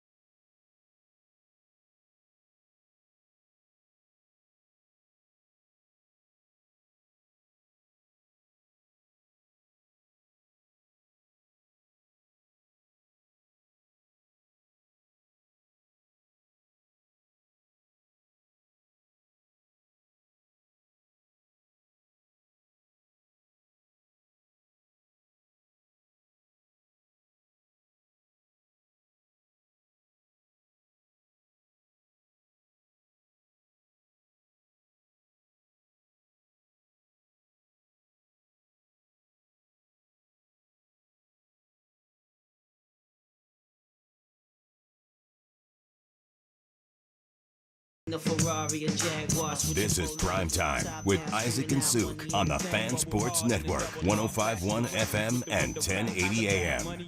That's right. Primetime with Isaac and Suk.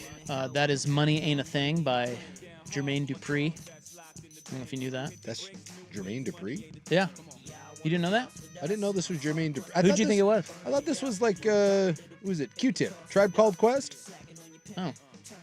It says Jermaine Dupri on here. What's he sing? Huh. Not familiar. I apologize, Jermaine Dupri. I'm not familiar with your game.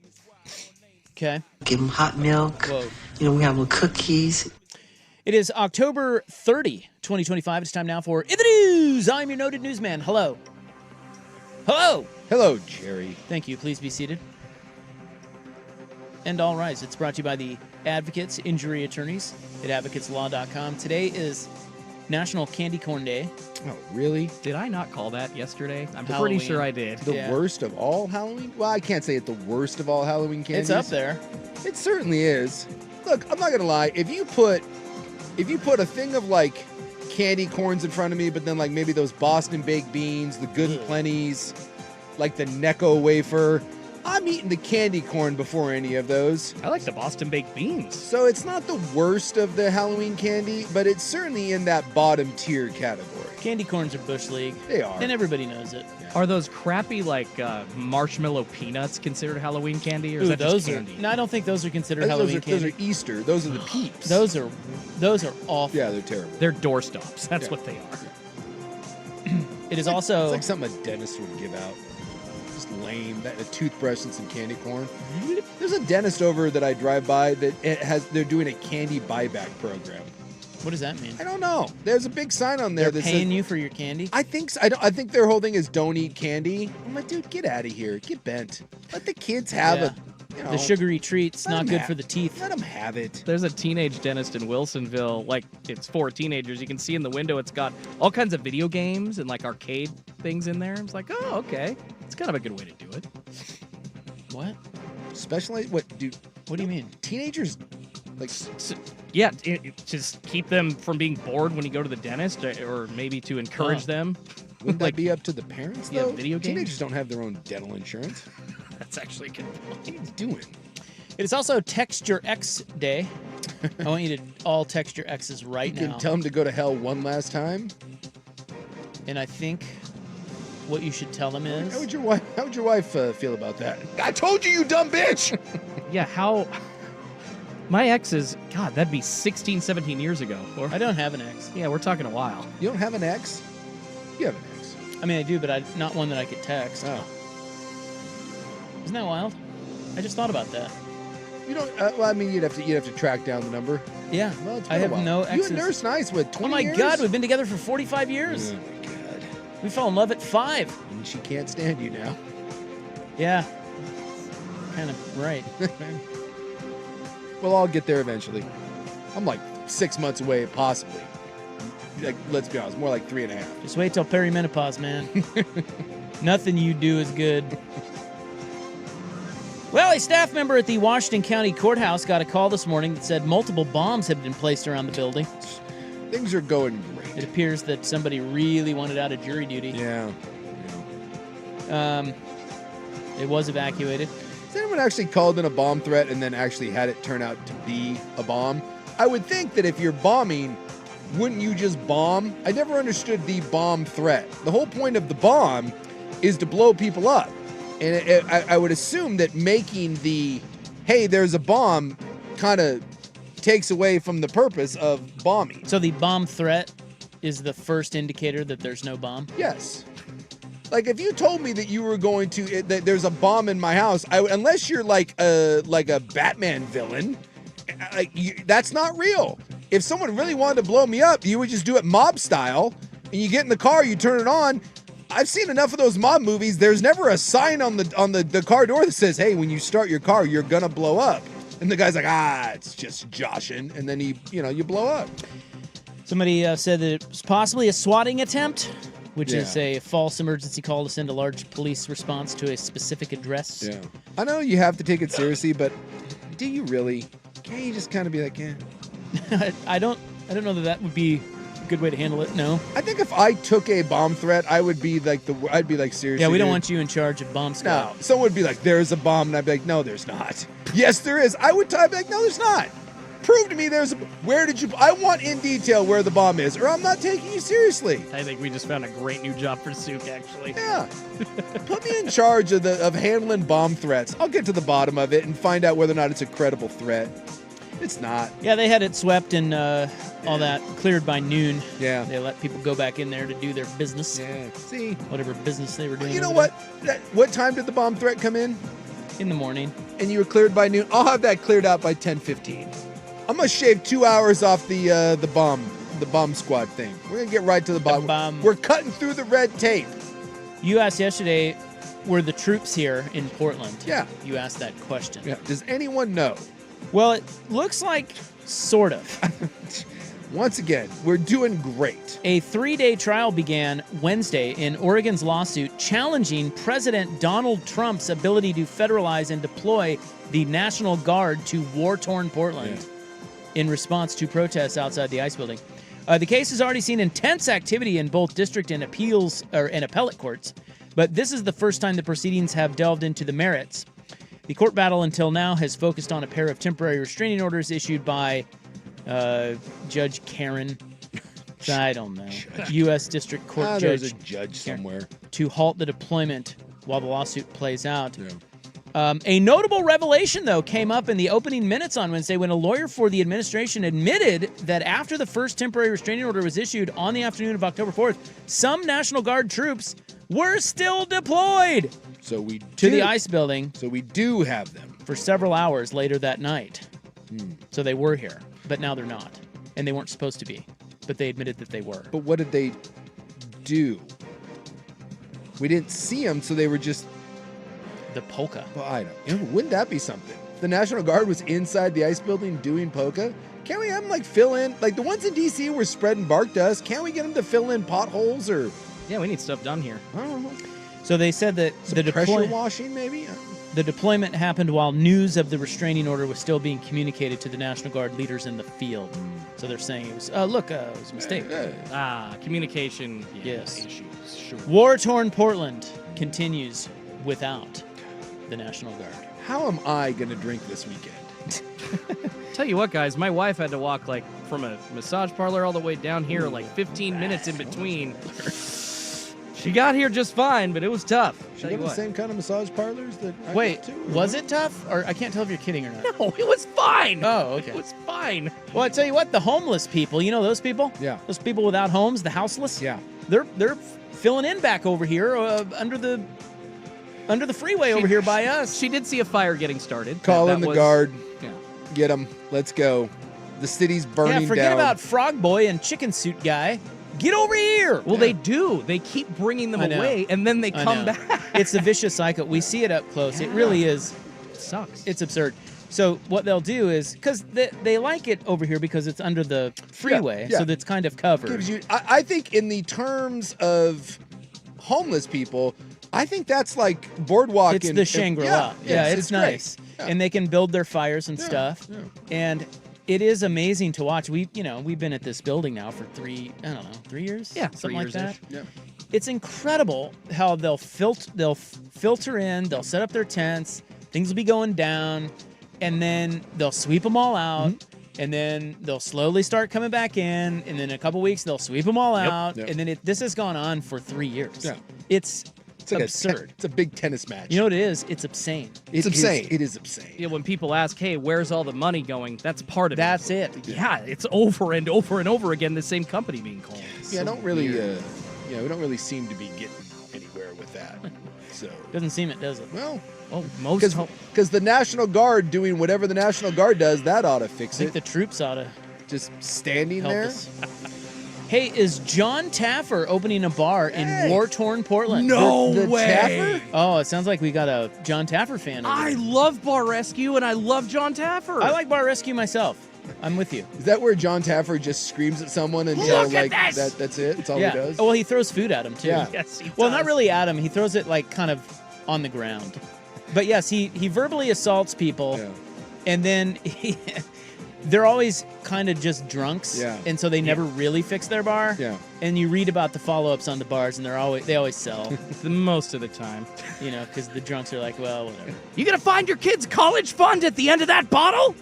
It gets personal. Waiting for one day where someone snaps and just beats the hell out of that guy. It's like, well, I don't know, he's a pretty big dude. I'm drunk and I got this liquor bottle and it's about to go upside your head. So we will get to that story coming up next. This is In the News, October 30 on The Fan. This is the Fan's Window into Sports, a view into today's top stories. Brought to you by Window Nation, online at windownation.com. Freeman back in, awaiting a 1-2. Here comes swing and a miss, struck him out. Freddie Freeman down on strikes. Yasavage has struck out a dozen here tonight. Yeah, he looked real good, fella. Yeah, he did. Real good. I mean, you want to talk about just showing up in the biggest moment. That guy has been a hammer for them. Yeah, he sure has. And he's like 20 years old, 21 years old. Started the season in single A. Window Nation, replace your old crappy windows 30 to 50% off for the next 2 days only. 866-90Nation or windownation.com for a free in-home estimate. The Oregon State Beavers got their first win of the season. Touchdown, Beavers! Anthony Hankerson, 65 yards. Now, the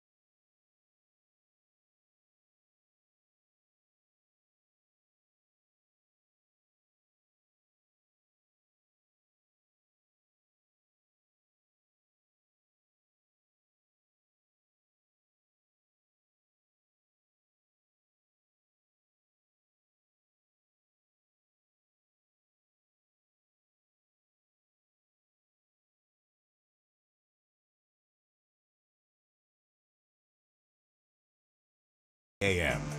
All right, this is in the news. October 30, 2025, Halloween Eve, as it were. Now to big John Taffer news. You know, John Taffer is the host of Bar Rescue, which is a show on television. It used to be on, I think it's on Paramount now. Yeah, which was Spike TV. Yeah. Same thing. Do they still make those? I don't know if he's making new shows. Yeah, I don't know. I mean, there's like a million of them out there. I think we've all seen a handful of them. I And, think as of 2024, they had a season 8. Yeah, no, they are still in He's production. still making those shows? Yes. They even tried during the pandemic to make them as well. Yeah, there's a whole list. You can go find, like, what happened to the bars. I went to one. There were 2 in Portland. Yeah, and they both sucked. Well, Replay Lounge, I think he tried to... I think that's what it was called. I think he tried to make that one over, and there was another one. I went to, because I go to New Orleans. I'm a big New Orleans guy, and he did one, Spirits on Bourbon. Yeah. And, dude, it's... Is it awful? It's like... But, you know, it's there. At least it was there. We were there a year ago. We try to go, like, once a year. And it's still there. It's not... I can't say it's, like, the most popular bar in New Orleans, but, yeah, it's there. And I did find it specifically because I wanted to... You know, I wanted to see the Bar Rescue bar. I think that's the only one that I've actually been to, though. It's not Replay Lounge. Replay Lounge was a college bar in Lawrence. It's the Tonic Lounge. Yes. He tried to make over... He transformed it into a place called Panic Room. Yeah. It was bad. Yeah. It was about like a 10 rock years. and roll bar. Yeah. No thanks. He always has a theme to his bar. And, you know, the thing is, And he rescued the 6 Point Inn. Is that the other one here? Over Easy? The Over Easy bar? That was up in St. John's, I believe. Okay. It was a little bit more of kind of like a divey spot. So those are the 2 that... Yeah, Over Easy. Yeah. Tonic Lounge, Panic Room, and then 6 Point Inn, Over Easy bar, and But breakfast. you go and look them up. Because I like that show. I don't know. I guess I'm just... Bars are close to my heart. And, you know, I used to work in them. And so it's always interesting to... I think the people that own and run bars are the interesting part of that show. Yeah. Taffer, you know, he's just a business guy. He comes in, he cleans things up. But it's usually... The bar owners are just the ones that are failing are just an absolute mess. Yeah. The ones that are doing better are the ones that actually understand business and run it like a business. But usually he's coming in helping these bars where these people are they just use it as a party or like, you know, a place to sexually harass women. And then, like, he's always, like, trying to, like...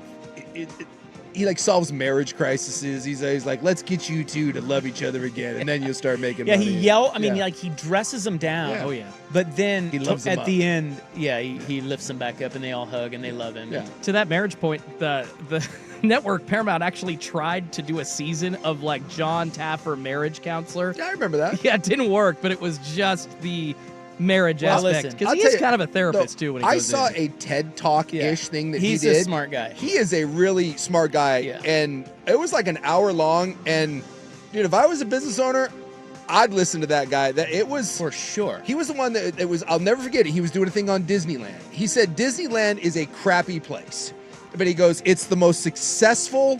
What do you call it? Concept. Yeah, Brand. Brand. And he goes, but if you look at it, he goes, it's really expensive. You get all these things of why Disney doesn't work. And he brought up, he goes, you get every mom, because his big thing is no matter what you're in, all you are is in customer service. He goes, bar, restaurant, doesn't matter. He goes, your customer service.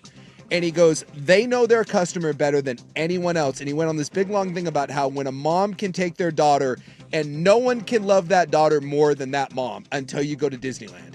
And at Disney, they treat that kid better than the mom does. And they make her feel like a princess and all this stuff. And he goes, you do that, that mom will spend every dollar she... It was this really great thing on Disney. And it was kind of one of those things that at the end of it, I was like, my God, that dude is really sharp. I would pay to listen to that guy speak. He's a smart guy. Yeah. He clearly knows what he's doing in the bar and restaurant industry. He has partnered with Illinois-based restaurant company Crave-Worthy Brands to scale his Taffer's Tavern restaurant and bar concept through franchise expansion across several U.S. cities, including war-torn Portland. Oh, does he know what he's getting himself into? I don't know that he does. Does he know that he's going to a war zone?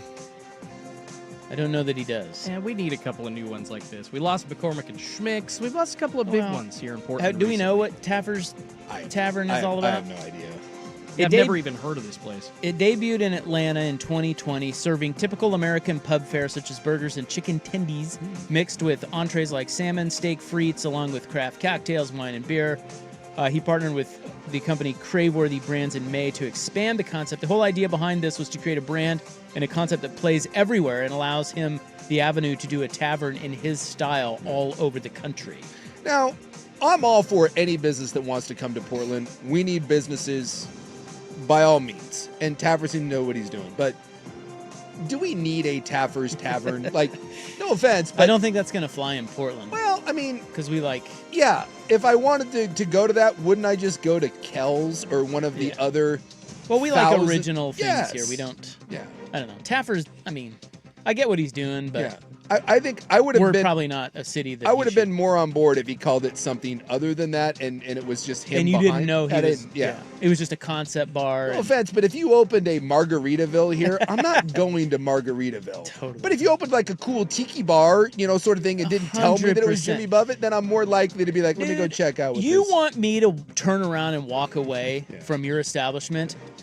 Call it Margaritaville. Exactly. I will take you guys to the coolest tiki bar around here in Portland if you ever want to go. Well, isn't it, what's the famous one? They're not famous, but... It's over in Southeast. It's called Hale Pele. I don't know if that's Oh. the one you're thinking of. No, that's but, not the one I'm thinking of. The You're talking- Alibi? well, Alibi. Alibi. Is, Alibi is a great Yeah. little... Is that a little tiki bar? Well, yeah, and it's a Yeah, it's karaoke place. Yeah. That's really good. Taffer's Tavern has locations in Atlanta and Orlando, including a stand in the Atlanta Falcons Mercedes-Benz Stadium. In addition to Philadelphia and Portland, the brand is also targeting Austin, Baltimore, Dallas, and New York. Okay. So what I'm looking on this news story, I don't see an area in Portland. Because if you're talking like downtown... Yeah, no, I don't think they have locations yet. But like Tualatin, California Pizza Kitchen at Bridgeport Village, like all the P.F. Chang's exist there. Well, Taffer, yeah, you know him. He'll go to he'll go where the people are. Yeah. He's no dummy. No, he won't go downtown. But I'm not certain this plays in downtown, but you're right. You put it in a strip mall. Yeah. Why not? We could It just use one in Wilsonville, just saying. It just sounds like a TGI McScratchy's, but with Taffer behind it. So, it'll be decent. Johnny Taffer. Johnny. I only want it if I walk in and there's like an AI, like the animatronic John Taffer that like dresses me down and calls me a piece of crap, but then like tells me that it wants to serve me the best chicken tendies I've ever had. And then like an overly priced cocktail. You do that, Taffer, you got me. All right, that's in the news. October 30, 2025. We will have to get to news of a coyote attack in Northeast Portland. I saw that. Tomorrow. Yeah. It's brought to you by the... Did I already say that? No, you did not. Okay.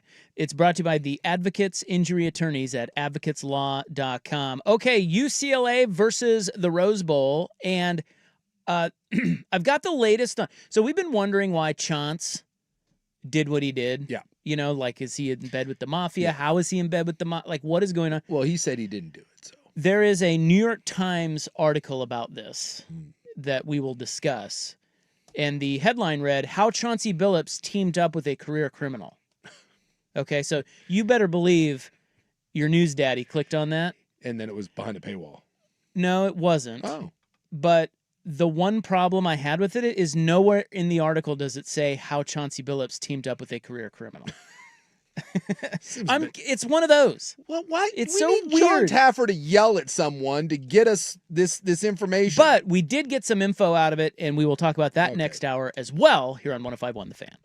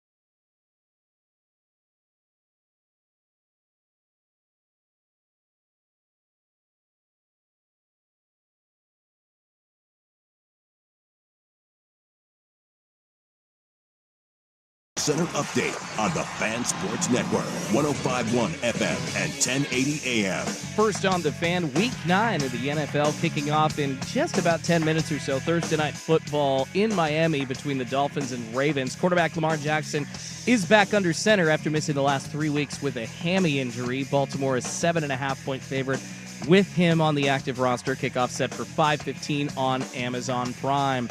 And in the NBA, Blazers head coach Chauncey Billups, right now on administrative leave after being arrested by the FBI, has hired renowned trial lawyer Mark Mukasey. He previously represented President Donald Trump, as well as former New York Mayor Rudy Giuliani. Over to college football, Nebraska signing head coach Matt Rule to a 2-year extension. That means he's now under contract until 2032.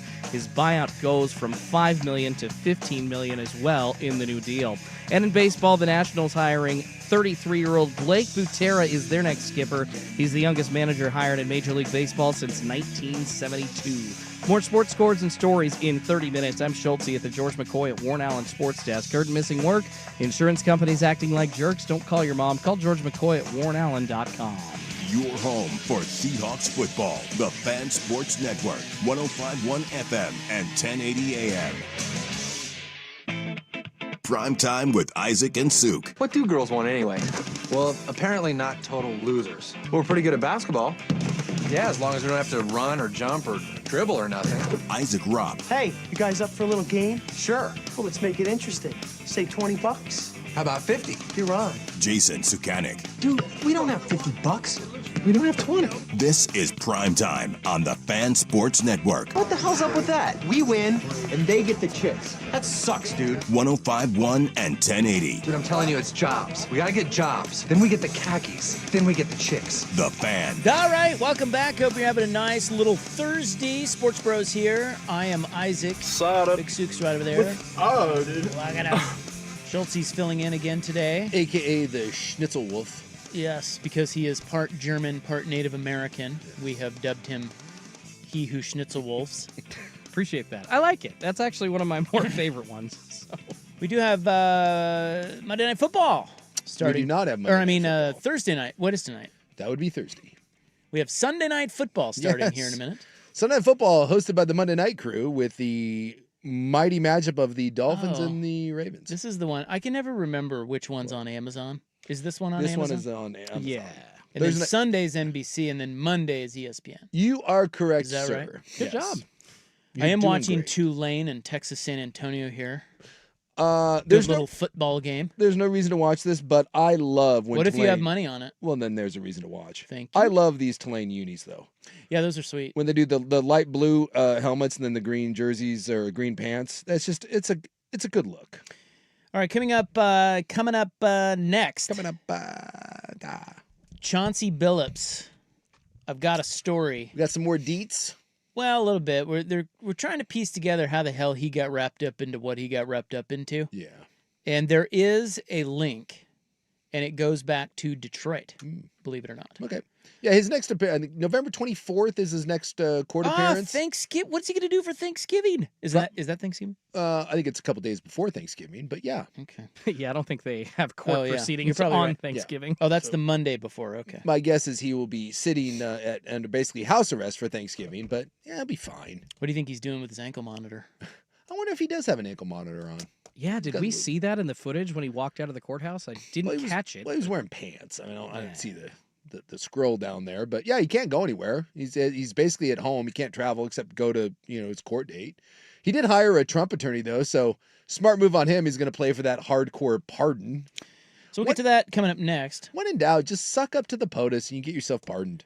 We have the latest on the coaching carousel at 5:30 tonight in the club. I have bear news. We have a real life message in a bottle, and we will talk about boredom.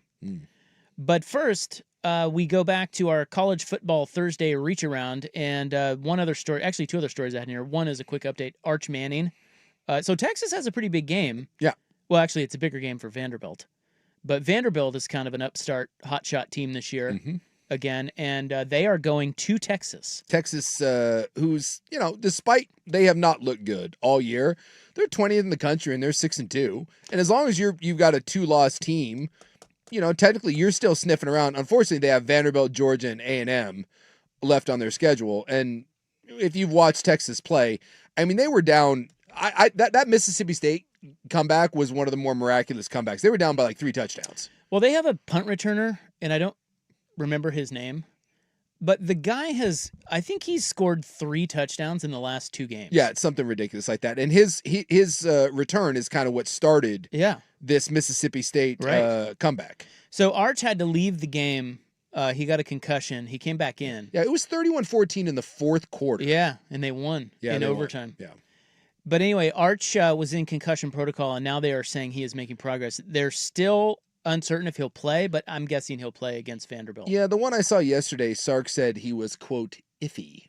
And I'm not sure that's a real technical term, but... Does Sark want him to play is the question. I don't know. Like, he was good in the comeback. He was terrible in the first 3 quarters, and then it was kind of like the thing at Ohio State. Like, it's in there, but honestly, I have never seen a quarterback get more hype that has delivered less than Arch Manning at this point. Every once in a while, he shows a flash or Once two. in a blue moon. But it's not much. No, he's got really bad... He doesn't know how to play the position. He's got terrible footwork, bad mechanics, bad pre-snap stuff. And yet we were told that teams were going to tank to get Arch Manning. So we'll find out if, Vandy's for real, though, because Texas has a defense. Yes. And... I mean, they've got better players. Well, the only game that Vandy lost was Alabama, and that was a slugfest. Now, Alabama kind of pulled away, but that was a close game. I think Texas is favored.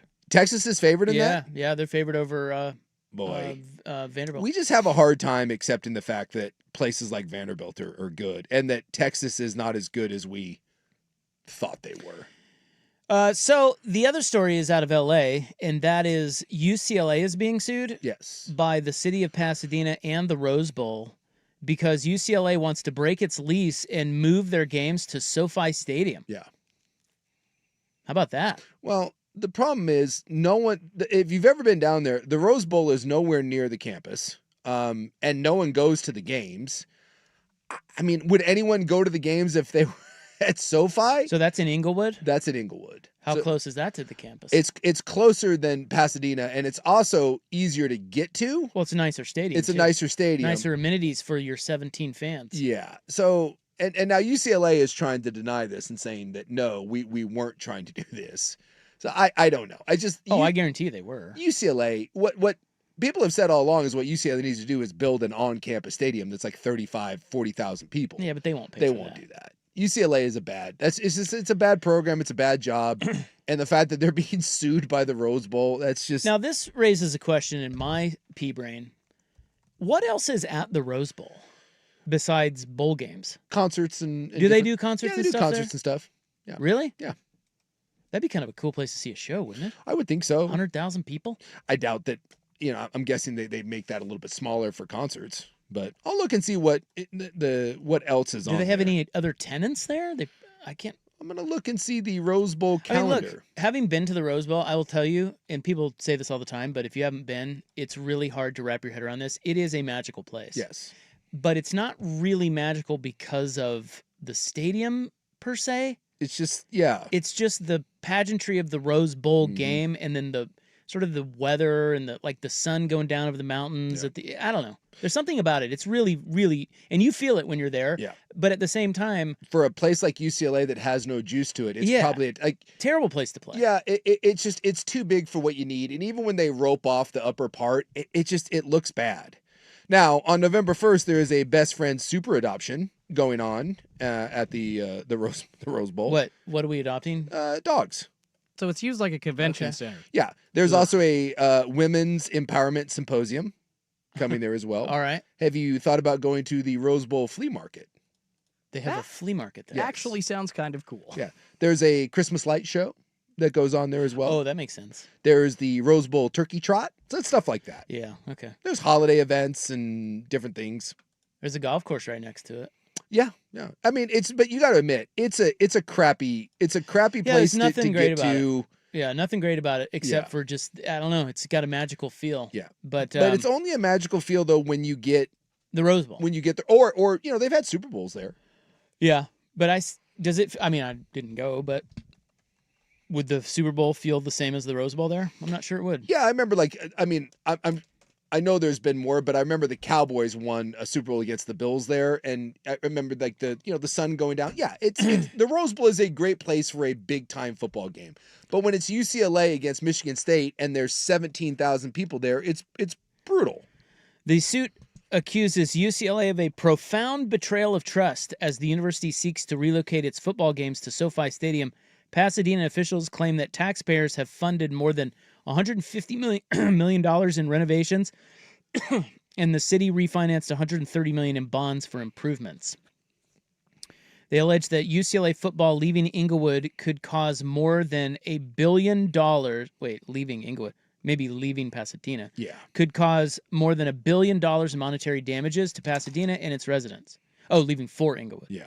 The suit argues that UCLA's pursuit of money will destroy a key touchstone of the community. Now, I thought I saw that UCLA denied this. Do we know if they're planning this, or if they already said no, we're going to SoFi? They have so the filing includes a letter from UCLA's outside counsel, David Schrader, to Pasadena attorney Nima Mohibi. Oh, yes. In it, Schrader argues that the school has not breached his contract by having preliminary discussions about relocation. He also wrote that UCLA continues to evaluate strategic goals and how to fiscally be responsible and best fulfill its mission. I think the one I saw said about potentially moving. So I think that's just the discussions, and they're trying to do a preemptive, not so fast. By the way, I looked it up. About an hour and 25 without traffic from the campus to the Rose Bowl, and it's about an hour to SoFi. So it's... Oh, my God. You're saving a little bit, but it's still... from actual campus... How far is UCLA from what's the USC? The Coliseum? Coliseum. Oh, okay. How far are they from that? I'll take a look. God, LA, man. All these big God. unused stadiums. Like, because the Coliseum's half empty most of the time, too. Yeah. I mean, when it's rocking, it's great, but you know where UCLA... When's the last time USC was rocking? Yeah, it's been a while. You know where UCLA... Well, the Michigan game was pretty good. I was watching that. Yeah. You know where UCLA should play is that MLS stadium. Yeah, that's because that'd be cool for them. Because that's like 30,000 people. That's more what they need, but they would never. No, obviously they would never do that. No.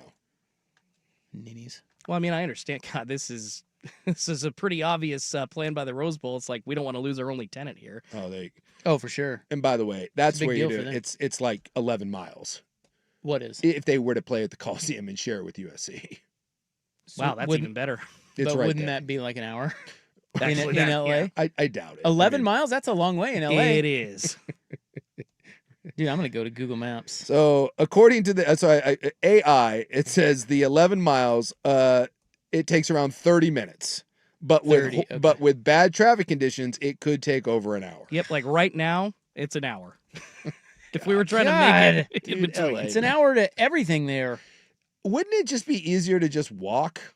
Maybe take a nice scooter. I could ride my bike in a lot less time than that. I will say, I just pulled it up on Google Maps, and it says 42 minutes at the moment. Yeah. So, what would be more expensive, building a new stadium or just some kind of public transportation from the UCLA campus to where you're going? I bet you it would be the public trans.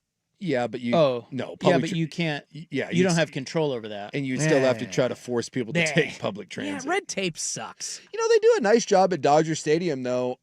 They've got all of the little they have the little stations there where they have the free shuttles, and it's actually pretty nice. There's a bunch of different ones, and you go there, and they just have a never-ending parade of buses for free that take you to and from Dodger Stadium, and it's a way better way to go because you can't park there. It's actually pretty neat. Getting in and out's a nightmare. I wonder if they do, and I don't know. I don't know if they do anything like that to try to get people to the Rose Bowl, but that's obviously a lot longer. Maybe they should go play in San Diego.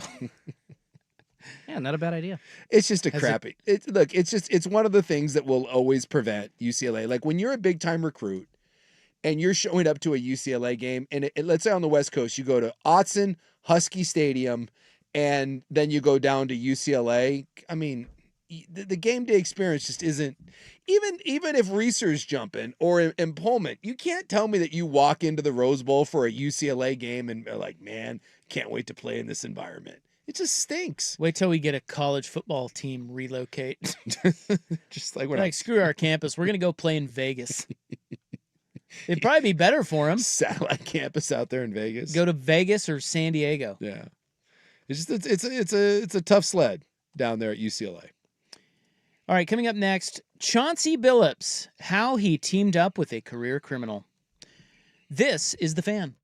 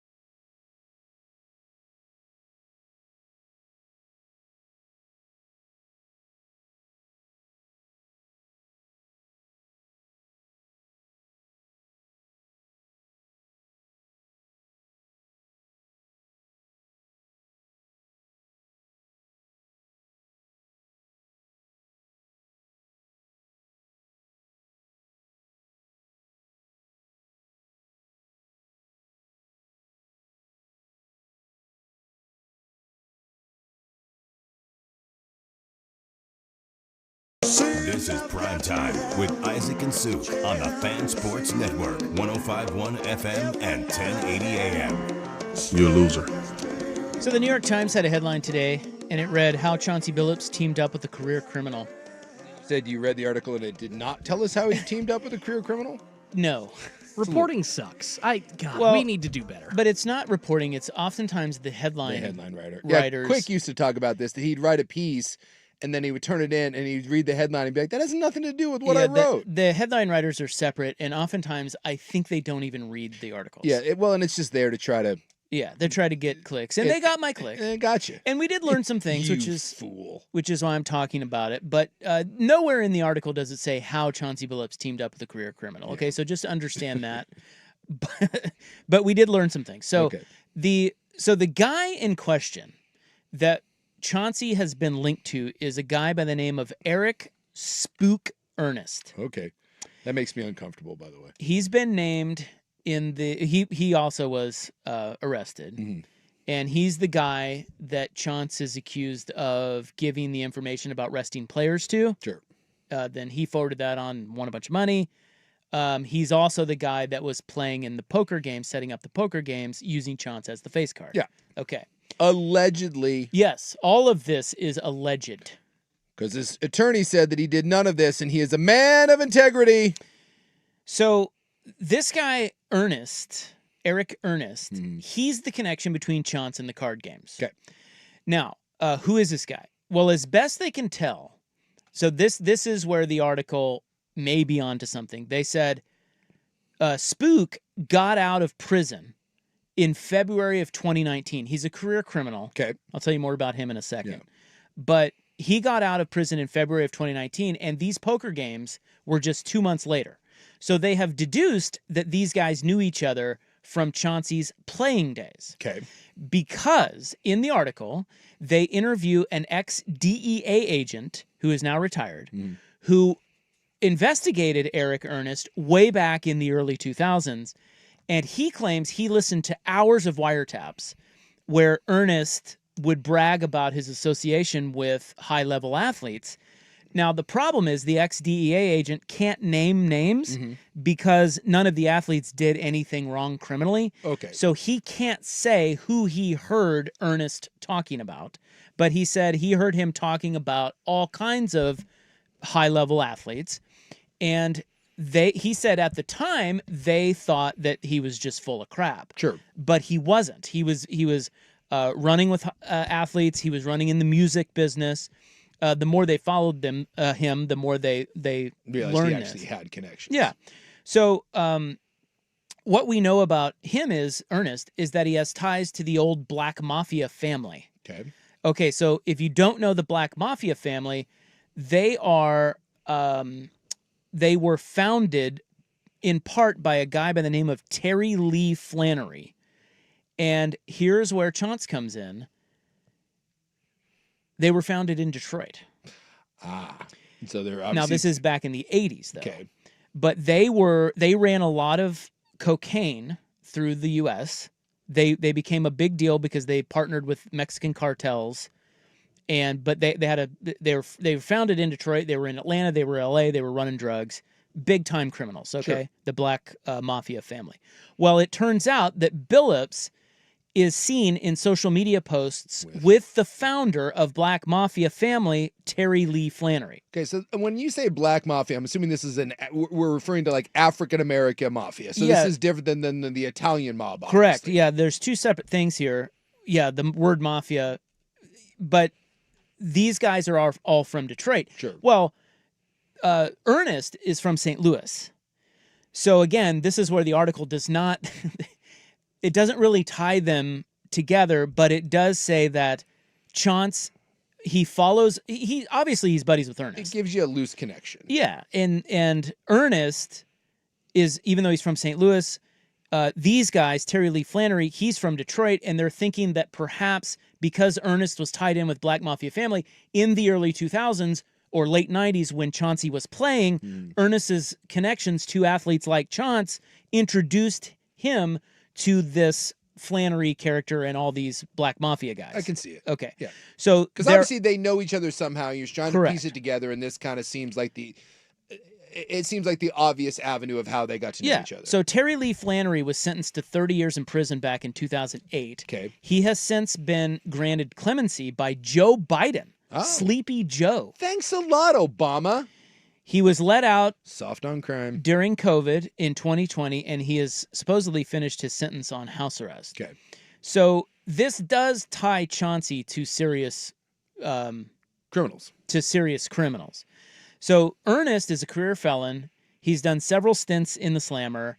Billups follows Ernest's wife and daughter on social media, and again, he was in the Black Mafia family, which was founded by Terry Lee Flannery, which was founded in Detroit, who then was pictured with Chauncey Billups. So that, it's pretty loose. Yeah.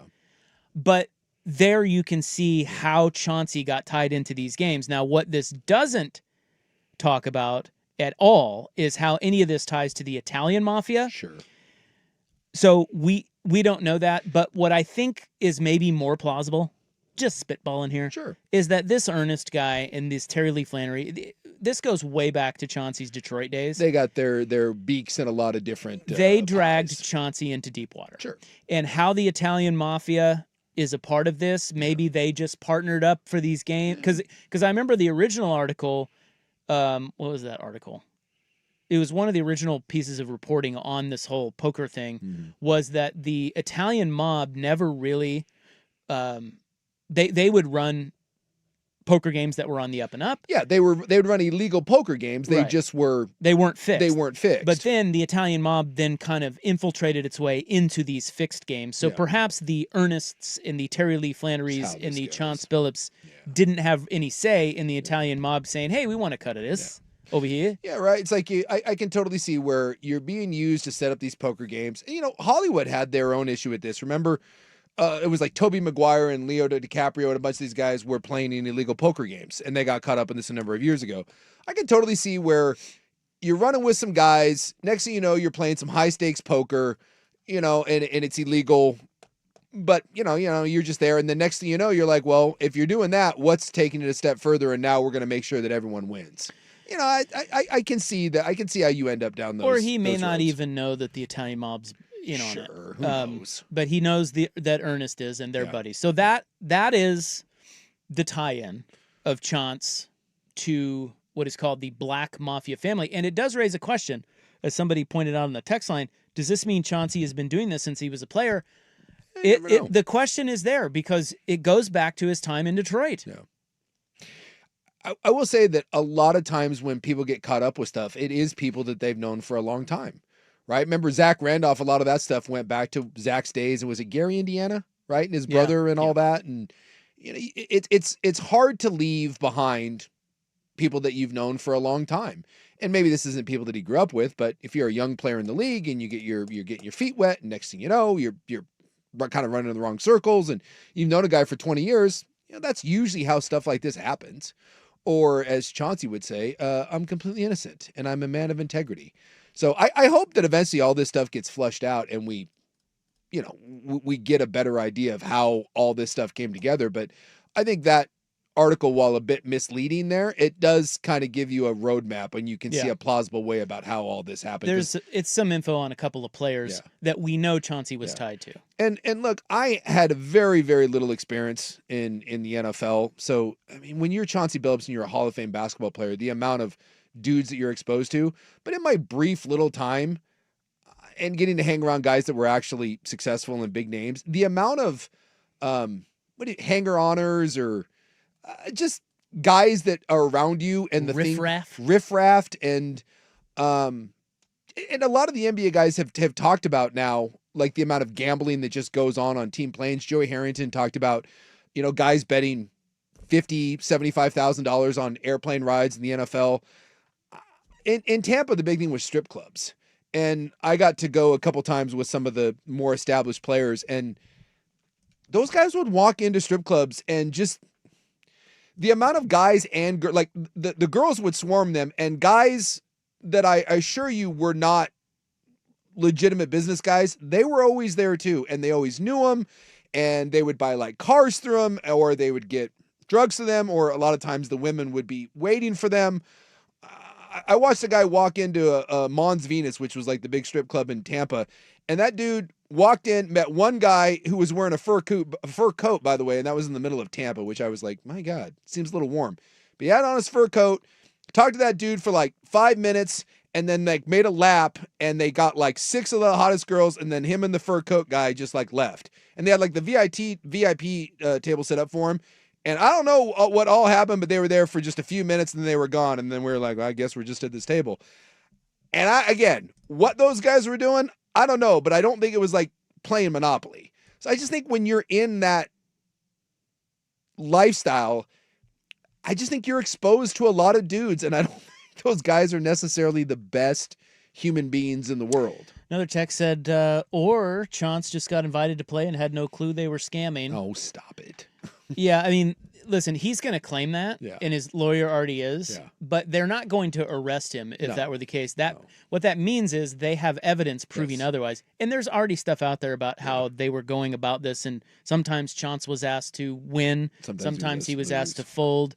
So he knew that other people knew what the cards were. Maybe I don't know if he was the one who knew what the cards were, but there were reportedly it's set up so that this Eric Ernest guy or whatever, or whoever else was running the game, they knew what the cards were and they would signal to Chance what to do. Well, and there was the interview with the professional poker player from years ago that was like, yeah, I knew of all these games that were set up, rigged games around Chauncey Billups. And this is the dangerous stuff. And I get it. If you're a Blazer fan and you're a Chauncey guy, you want to believe that your guy is innocent. But well, they're going to have to prove it. Yeah. It's the most adorable thing in the world to think for years and years and years, Chauncey Billups was involved in high-stake illegal poker games and didn't know, and was being used as the guy to bring in other players. But Chauncey was, I had no idea. We've already seen text evidence to the contrary. I don't know what you're talking about. I just thought we were just playing some friendly game of cards with Albanian Bruce and Pookie. Yeah, you're talking about Damon Jones text? Yeah. Right? I mean, it's Yeah. just... Like they were happy to lose to him. They were on his phone. It's just Damon Jones' phone where they were saying, they were telling him, watch LeBron, watch Steph. These guys had names. Oh, no, this is different. This is text with Pookie, Sophia, saying that these guys it was about a poker game, saying they were so happy to lose to Chauncey Billups. So there's those text messages out Well, there. but that doesn't prove he knew it. But again, the FBI is going to have to, or the govs, the feds, the govs, they're going to have to prove he knew.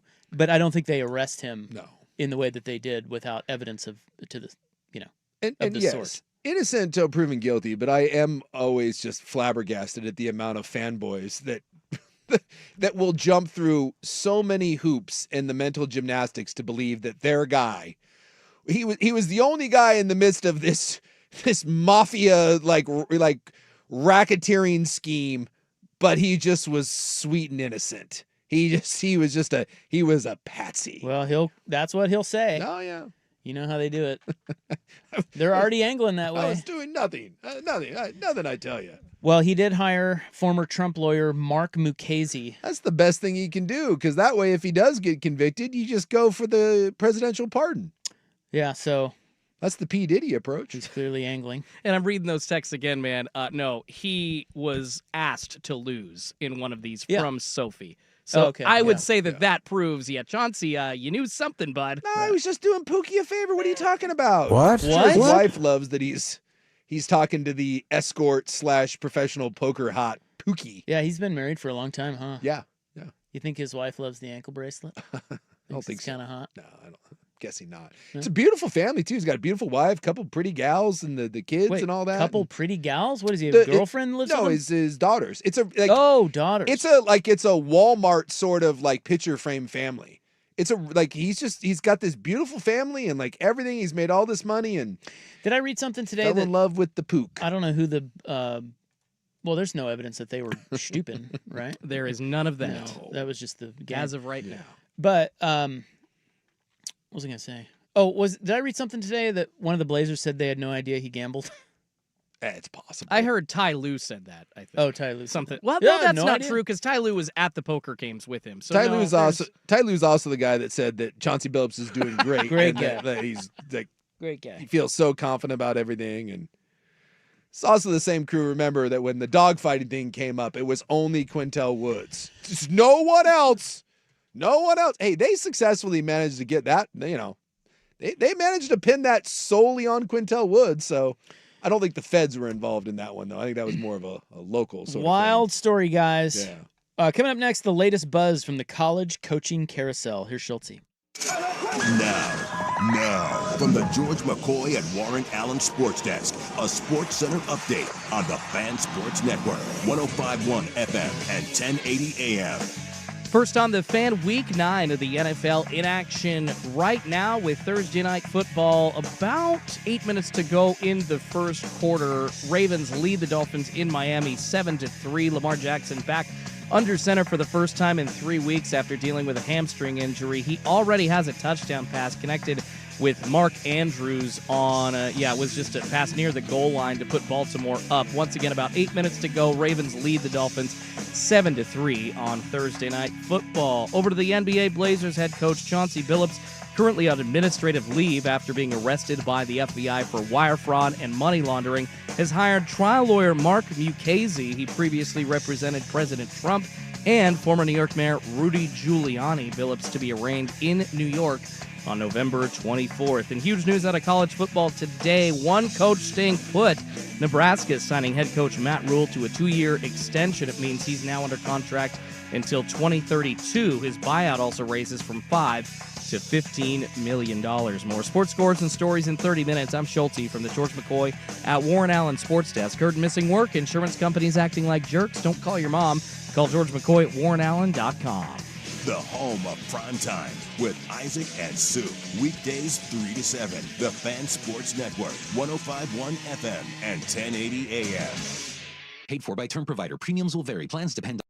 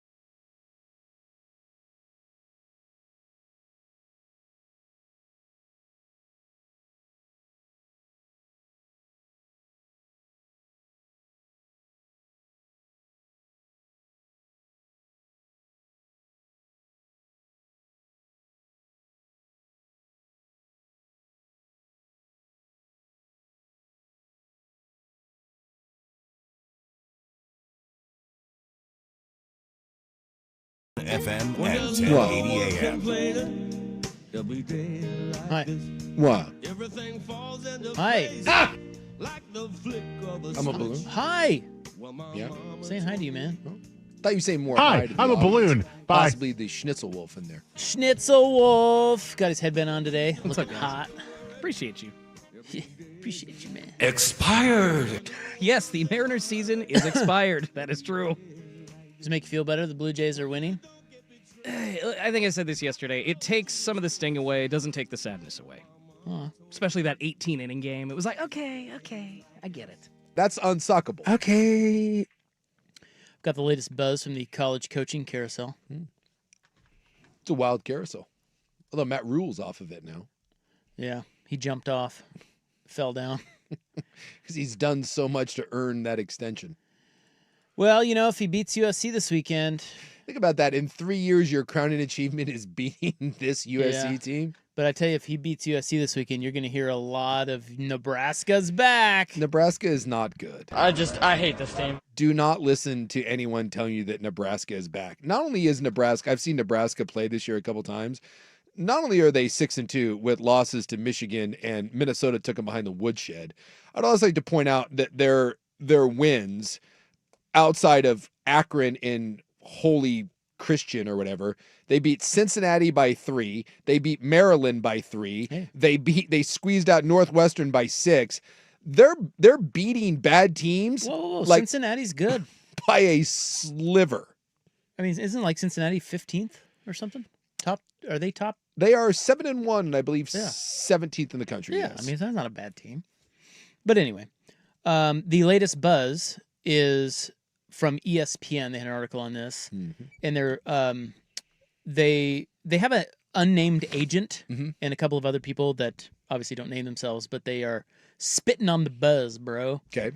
And they said that Lane Kiffin, it's quite possible everything we think to be true about Lane Kiffin is true in that he could have his choice between LSU and Florida. Sure. That could very well be going down right now. Yeah. And they said for the SEC schools, after Lane, it's Eli Drinkwitz.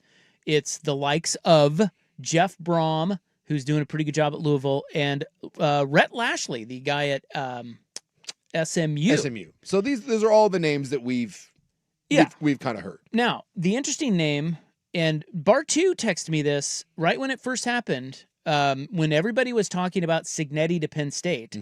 He mentioned this guy, and this is backed up by this ESPN article. The anonymous agent said that it's possible that Mike Elko right now is deciding between Texas A&M and Penn State. Really? That's right. He's from, I think he's from Pennsylvania or played at Penn State. I can't remember. It's one of the other, but he has ties there. Wouldn't that be something? Yeah, and they're undefeated. If you haven't followed Texas A&M, they're undefeated. He played at Penn. Top 5. Yeah, so not Penn State. He's but, from Pennsylvania. And he was, I'm looking to hear, he never coached at Penn State, but he did coach at Penn, and he played there. So obviously he's got ties to that area. Yeah, Bartu was all over that one. And then, boy, if you're A&M, how about that? You hurt. You finally get a guy that's putting together a magical season for you, and he just tips his cap and says, "Hey, I'll tell you what." Would you go to Penn State Yes. over A&M? I think right now, if you are looking for stability, I would much rather be in the Big Ten. The SEC, you cannot compile resources. There's just too many good teams, too many good recruiters. And if you go to the Big Ten, look, you really only have to contend with 2 right now big powers, Ohio State and Oregon. Maybe Michigan comes back up, but people forget that before Jim Harbaugh had that one, or actually it was kind of a 2-year run, Michigan was kind of an afterthought, right? And so I'm not certain that Sherrone Moore gets Michigan back to where they were. Maybe Penn State rises up, but if you take the Penn State job, that's on you. Wisconsin has fallen on some harder times. I'm not believing in Nebraska. There just isn't. Do you think Cignetti has staying power? I don't know. But if you grab Penn State, you are going to be no worse than the 3rd best recruiter in that conference. If you stay at A&M, dude, you're the 2nd best recruiter even in your state. You have to deal with Texas. You have to deal with LSU. You have to deal with Bama. You got to deal with Florida. I would much rather, all things being equal, play the Penn State schedule and play the Big Ten schedule than I would dinking around down in LSU type country where you're one bad season away from getting your ass fired. Given the choice, I think Penn State in this culture is a better job than Texas A&M. So after this article said after Elko, if Elko chooses to stay at A&M, watch out for Vanderbilt's Clark Lee for Happy Valley. Yeah. So, and I know Wisconsin can't. it doesn't sound like Wisconsin has the money to buy out Luke Fickell. If I was Wisconsin, I would try to fire him and go hire James Franklin. I just think James Franklin's a good coach. I know he didn't win a national title at Penn State, and he probably won't win a national title in Nebraska or Wisconsin, but Wisconsin doesn't really expect to win national championships. And if I'm James Franklin, I'll win 9 games every year in Wisconsin, go to a Rose Bowl every now and then, and they'll call me a hero. And because I don't know where James Franklin's name, I think it's interesting that his name, after what he did at Vandy and then up at Penn State, he's been an excellent coach. I have not heard a whisper of James Franklin's name at any of these jobs. Well, I think why that is, he's mentioned in here, and I'll get to that when we come back. But I think why that is there seems to be, they're laying out kind of a hierarchy where the schools, the big boy schools, are going to go first, and they want to pull coaches from other schools that are already winning. See Lane Kiffin, see Mike Elko, see Clark Lee. After that, it becomes the James Franklins, or can I pull a G5 guy, or is it a Will Stein, a coordinator? So Franklin isn't going to get a job or be mentioned until the dominoes fall to his lap. You know what I mean? Like he's on this pecking order, but he's got to wait a bit. Because he said he wants to coach. Like, he does not want to take time off. Yeah, but he also wants to win he says he wants to win a championship. Yeah, and so maybe the Wisconsins don't appeal to him. Yeah, so we'll get to that next. We have the latest on Will Stein. We have the latest on there's a name generating buzz for the Stanford job from this article. There's another name out there that I haven't heard, and maybe this is something, and again, I don't know where he's at, but David Shaw is out there that I'm surprised. What is Shaw doing? I thought he was doing some consulting in the NFL, and maybe he's just happy to be in the NFL, but you want to talk about a guy that knows how to win with tough circumstances around him? I would. He is the passing game coordinator of the Detroit Lions. Okay. And so he probably isn't interested in kind of I'm not going to say it's a throwaway job, but that's one, if you want to talk about a retread that I would go and kick the tires on, I just think the world of David Shaw. Yeah, I just wonder what he thinks about the new Yeah, he may not want anything landscape to do with this crap. All right, we'll get to that. Wrap it up next on The Fan. It's time for a Ducks Report, the inside story on Ducks athletics. Brought to you by Mods PDX. The future of building is here. So your interest level in leaving Oregon is less than because of this? Zero. Yeah. Zero. Yeah, I'm not leaving Oregon. Yeah, as long as I win. That's what I always tell my kids. Yeah. Right? If your dad wins, we'll be at Oregon. So I gotta win. Right? That's how it changes. That's Dan Lanning on the Rich Eisen Show. Got to make Duck fans feel pretty good. At this point, if you're a Duck fan, I think he's not blowing smoke. He is not going anywhere. I think for the foreseeable future, I'm not going to say 10 years down the road, but Lanning isn't going anywhere for a while. Mods PDX, the future of building is here. Oregon Ducks football is on the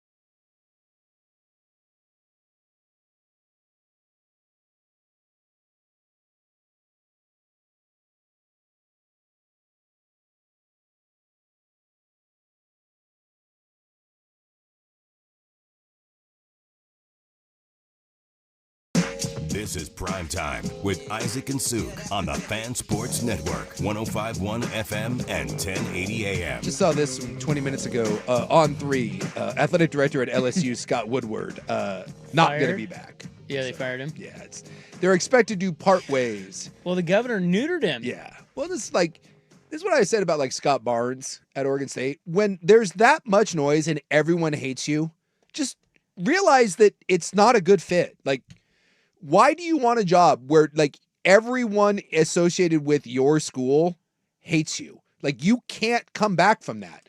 So Scott Barnes needs to sit down and come up with an exit strategy, get a buyout or something, sit down with the powers that be and be like, everyone knows I need to move on.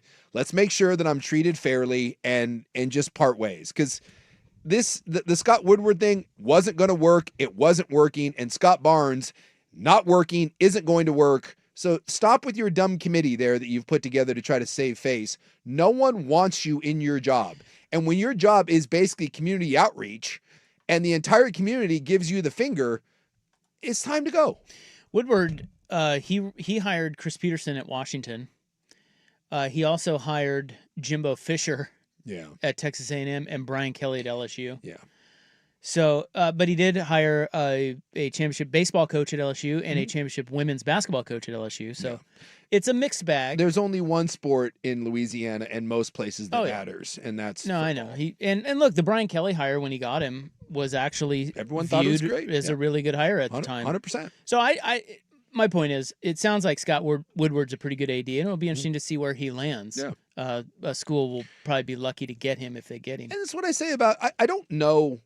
You know, Scott Barnes has made some decent hires, and he's pointed that out too, that some of the coaches that he's hired have done a nice job. And I'm not saying he's the world's worst AD. There's just times where a marriage, it doesn't mean that you're a bad person and that your wife is a bitch. It just means that you shouldn't be married. And Scott Barnes in Oregon State, and I'm not pointing fingers, I told you, you dumb bitch. It's not a good marriage. And it's time for you. We need to sit down and be like, hey, Scott. God, you're the worst. We should just be friends. And by friends, bitch.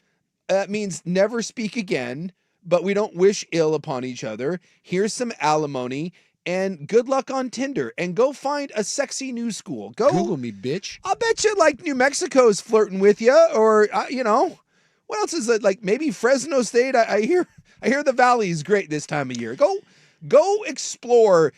Go feel up a couple different universities and get it out of your system, and then maybe settle in to a nice long relationship. But it's not working out in Corvallis.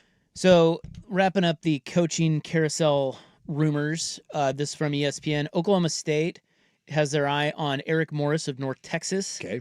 Former Cowboys assistant and now head coach at South Florida. See, I think that would be Alex Golsh. Yeah, either one of those, by the way, like that's where I wish Oregon State would be at. But unfortunately, the Oklahoma States of the world are sniffing in that circle. So you're going to have to kind of go a rung below that. That guy at USF looks pretty good. Alex Golsh. Yeah. He looks pretty good. Yeah. Their team is good. Yes. And when I said that as Cowboys assistant, like Dallas Cowboys, he was an Oklahoma State assistant at one time, so he has ties there. Also, Falcons offensive coordinator Zach Robinson, who played quarterback at Oklahoma State, is getting some buzz. I remember him. At Arkansas, it sounds like it's Bobby Petrino, but Rhett Lashley, the SMU guy, could be a possibility. He played at Arkansas and was a GA there. Yeah. He may not leave SMU to go to Arkansas. That may be a bad move for him. Actually, I think that would be a bad move for him. See your point about Elko. Yeah. And then the name generating the most buzz at Stanford, according to ESPN, is Tavita Pritchard, who spent 12 years there as an assistant. He is currently the quarterback's coach of the Washington Commanders. And long time. I remember him I remember covering him as a collegiate quarterback back in the day. So I think he was the quarterback who Jim Harbaugh led to the biggest upset. I think it was him. Didn't they beat USC? USC when they were favored by, 30-something points. So they're looking at an in-house, well, he's not in-house right now, but, he's a Stanford guy, Tavita Pritchard. Yeah. A few wrenches in the whole coaching carousel are, as you mentioned, James Franklin. The other guy that's out there that's a former coach that got fired, but he has now settled his wrongful termination suit, that's a pretty good coach, is Pat Fitzgerald. Oh, yeah. And apparently he's sitting out there and wanting to get back into the game. So the fired coaches who want work are also out there. Here's another name ESPN said watch out for because Wisconsin is probably going to have an opening. UCLA has an opening, but they're way down the pecking order, or even Stanford, and that is Dave Aranda from Baylor. Oh, because he may lose his job. Yeah. Or he may want to jump ship. Just to land on some more stable footing. Yeah. Okay. And so then they said this carousel's, there's a lot of, there's a lot of well, there's some really good, but then there's a bunch of other just kind of solid jobs. Like you mentioned, Arkansas and Virginia Tech and Stanford. I mean, there's just a lot of opportunity out there. It is a robust carousel. Which, by the way, might make it hard for some of the lesser schools because you're going to have to get in line. You may have to get a little more creative with your search. Yeah, so they're saying that if the Power 4 coaches don't jump at some of these gigs, the top group of 5 guy is John Summerall. Mm-hmm. He's at Tulane, and they're getting their butt whipped right now. Yeah, I know. It's not going well, which is that weird. Quarterback, your BYU guy? The BYU? Retzloff? Yeah. He's at Tulane now? Yes. He sucks. Well, he's actually having a really nice year. Dude, have you watched him tonight? No. Terrible. I got the Dolphins and the Ravens on my screen. But I bet against him, so I'm happy. Oh, right. But yeah, what else? That would seem to be like if you want to go someone in your backyard, like, and this is where I'm saying, like, if LSU, no offense, but if you don't land the Lane Kiffin or whatever, there's nothing wrong. When you look at some of the guys that have been really successful, there's nothing wrong with going down a rung. Let me point out, like, Jim Tressel is one of the great modern day coaches that we've ever seen. Jim Tressel went to 10 straight BCS games and played in 2 or 3 national championships, won a national title, by the way, by beating arguably the greatest college football team of all time in that Miami team. And I believe Jim Tressel came from Youngstown State. Urban Meyer was Bowling Green to Utah to Florida. Last time I checked, that worked out pretty well. I mean, there are a lot. Kalen DeBoer, Fresno State to UW, doorstep of a national championship, now at Alabama, got him into a top 5. Like, I just think sometimes these big name programs fall in love with, well, we have to go get a guy that has that's an Ole Miss. We got to go steal the other SEC coach. I've never understood why there's such trepidation about going down and finding someone that's a really good coach at a smaller level. Will Stein's name has dimmed. Yeah. ESPN is reporting to watch out for his name should Kentucky move on from Mark Stoops, or if Jeff Brom leaves Louisville. Will Stein, I think, coached or played at Louisville. He played at Louisville. Played there, yeah. So they said if Will Stein is going to move this cycle, it may be one of those 2 schools. Oh, and Flight Tracker saw the Razorback Foundation jet take off today and travel northwest toward Colorado, which means prime to Arkansas. Boy, can we all now admit that the prime thing is over? Like, Colorado is back to being totally irrelevant, that it was a fun little story, and the height of the Dion craze was getting your ass kicked in the Alamo Bowl. Hey, tell Arkansas that. I guess. They sent the jet for him today. That dude's got, like, serious health problems. Hope they have a bathroom on that thing. Yeah, why would anyone, it's a private jet, why would anyone sniff around that? I don't understand that. And the other name that isn't brought up, and because you mentioned kind of the lawsuit and settled the Pat Fitzgerald thing, and he settled all that, and can't we admit now that maybe this was a bit harsh at the time? Nick Rolovich. Yeah. If you're Oregon State, again, don't outthink the room. What I mean, younger guy, because Rolovich is my age. I played against him in Hawaii, so he's 47, 48. What? Runs a really fun offense, the air raid, slings it all around. Great offenses. They were all excited about him at Washington State. Supposedly the players love him. And the only thing he did wrong was he refused to do the COVID thing. And at the time, it was very controversial, but now we've moved past that, and a lot of people tend to agree with him on that, whatever side you come in on that. And I think he's now like an analyst, if I'm not mistaken, down at Cal. That is correct. Doing something down there. And that would be a guy that I think would be very enthusiastic about getting to helm another program. Pullman to Corvallis, kind of a similar vibe there. Hey, Oregon State, what's Nick Rolovich doing? And he's not going to cost you an arm and a leg. And it's amazing maybe, the way I don't hear any applause for that. Some of the stain on Rolovich, maybe some programs would shy away from him. So maybe that's a guy that you could actually hold on to, even if he does a nice job there for a while. So instead of going down he's got beaver ties. I just think there's really good candidates, and it drives me nuts that I don't hear the push for seemingly guys that, at least to me, make sense at Oregon State. And we're getting the old, let's wait for Jonathan Smith to get fired, or, the fact that Ed Ogeron's publicly clamoring for that job. Because there are a lot of stupid people in this country running things.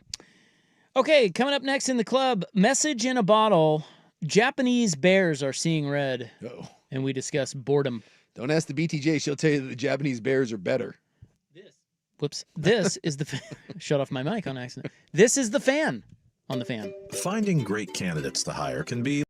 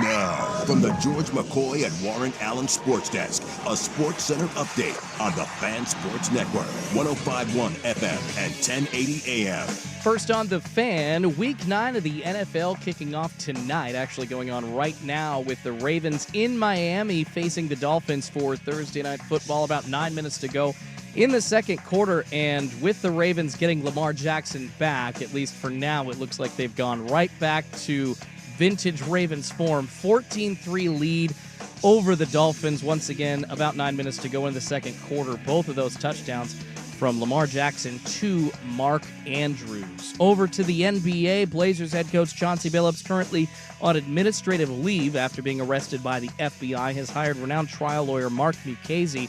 He previously represented President Trump and former New York Mayor Rudy Giuliani. And huge news today from college football, one less coach on the move. Nebraska signing headman Matt Rule to a 2-year extension. It means he's now under contract through 2032. His buyout also increases from $5 to $15 million. More sports scores and stories in 30 minutes. I'm Schulte from the George McCoy at Warren Allen Sports Desk. Heard missing work? Insurance companies acting like jerks? Don't call your mom. Call George McCoy at warrenallen.com. Sports Saturday with Joe Fisher and Rashad Taylor. Saturday mornings at 9 on the Fan Sports Network, 105.1 FM and 1080 AM. Warning. The following program may not be suitable for children. Hold on to your butts.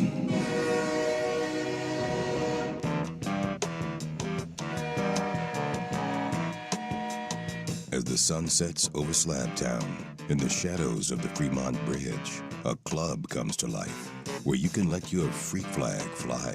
There's a new fiesta in the making as we speak. Full kegs. Everybody's gonna be there. You ought to go. The only thing that's off limits are the words you can't say thanks to the FCC. They don't know what the they're doing. Do you understand that? We've given away too much to arrive at these political compromises. Yeah. Google me, bitch. Oh no, oh no. Well, my. And it makes me sad. I'm too dumb. I don't even think about things like that. My eyes are very important to I me. used to be a big wife beater guy. Hey, the Nazi Power Hour. Where do I find that? Concrete jungle, tomatoes. Over the line! Club, baby, on 105.1 and 1080. The Fan. Hoo-wee. Feeling hot. You know, it's so funny. It's. I don't think there's a topic attached to it, or maybe there is. I don't know. Just a random thing. Yeah, it's totally random. Squirrel. But sometimes I bring up random things, and 30 minutes later, we've covered everything. You know what I'm saying? Yeah.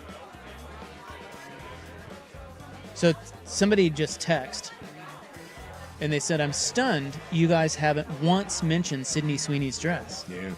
Oh, yeah. And I literally was I had it in the notes. Just thinking it. Well, it's not a topic, but I just wanted to make sure you guys saw it.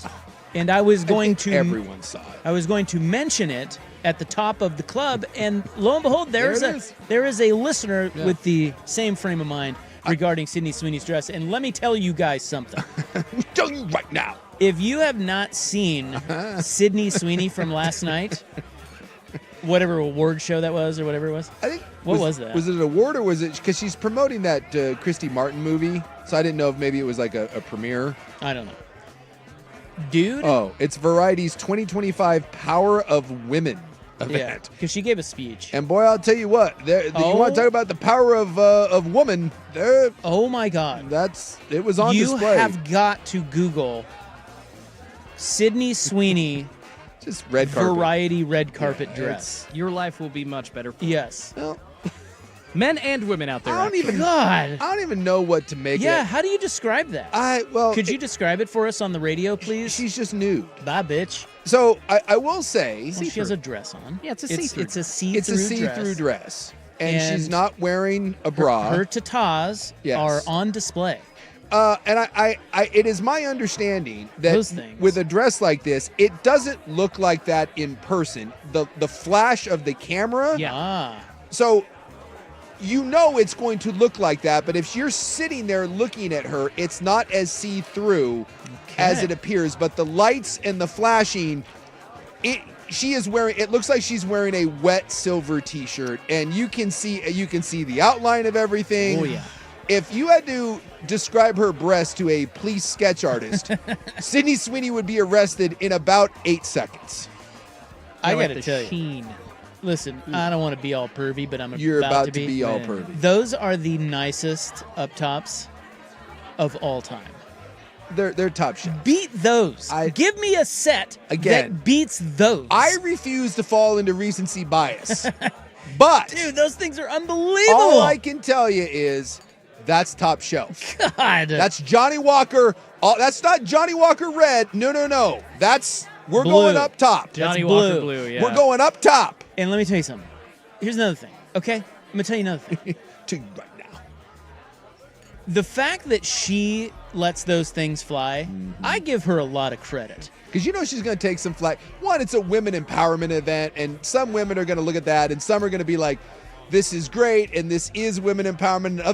And other women are going to be, what are you doing? You're making us, boiling us down to how we look. And it's like, well, she's just enjoying her own body. I think. She knows how to get her name out there. Yes, and why would you not show those pups off?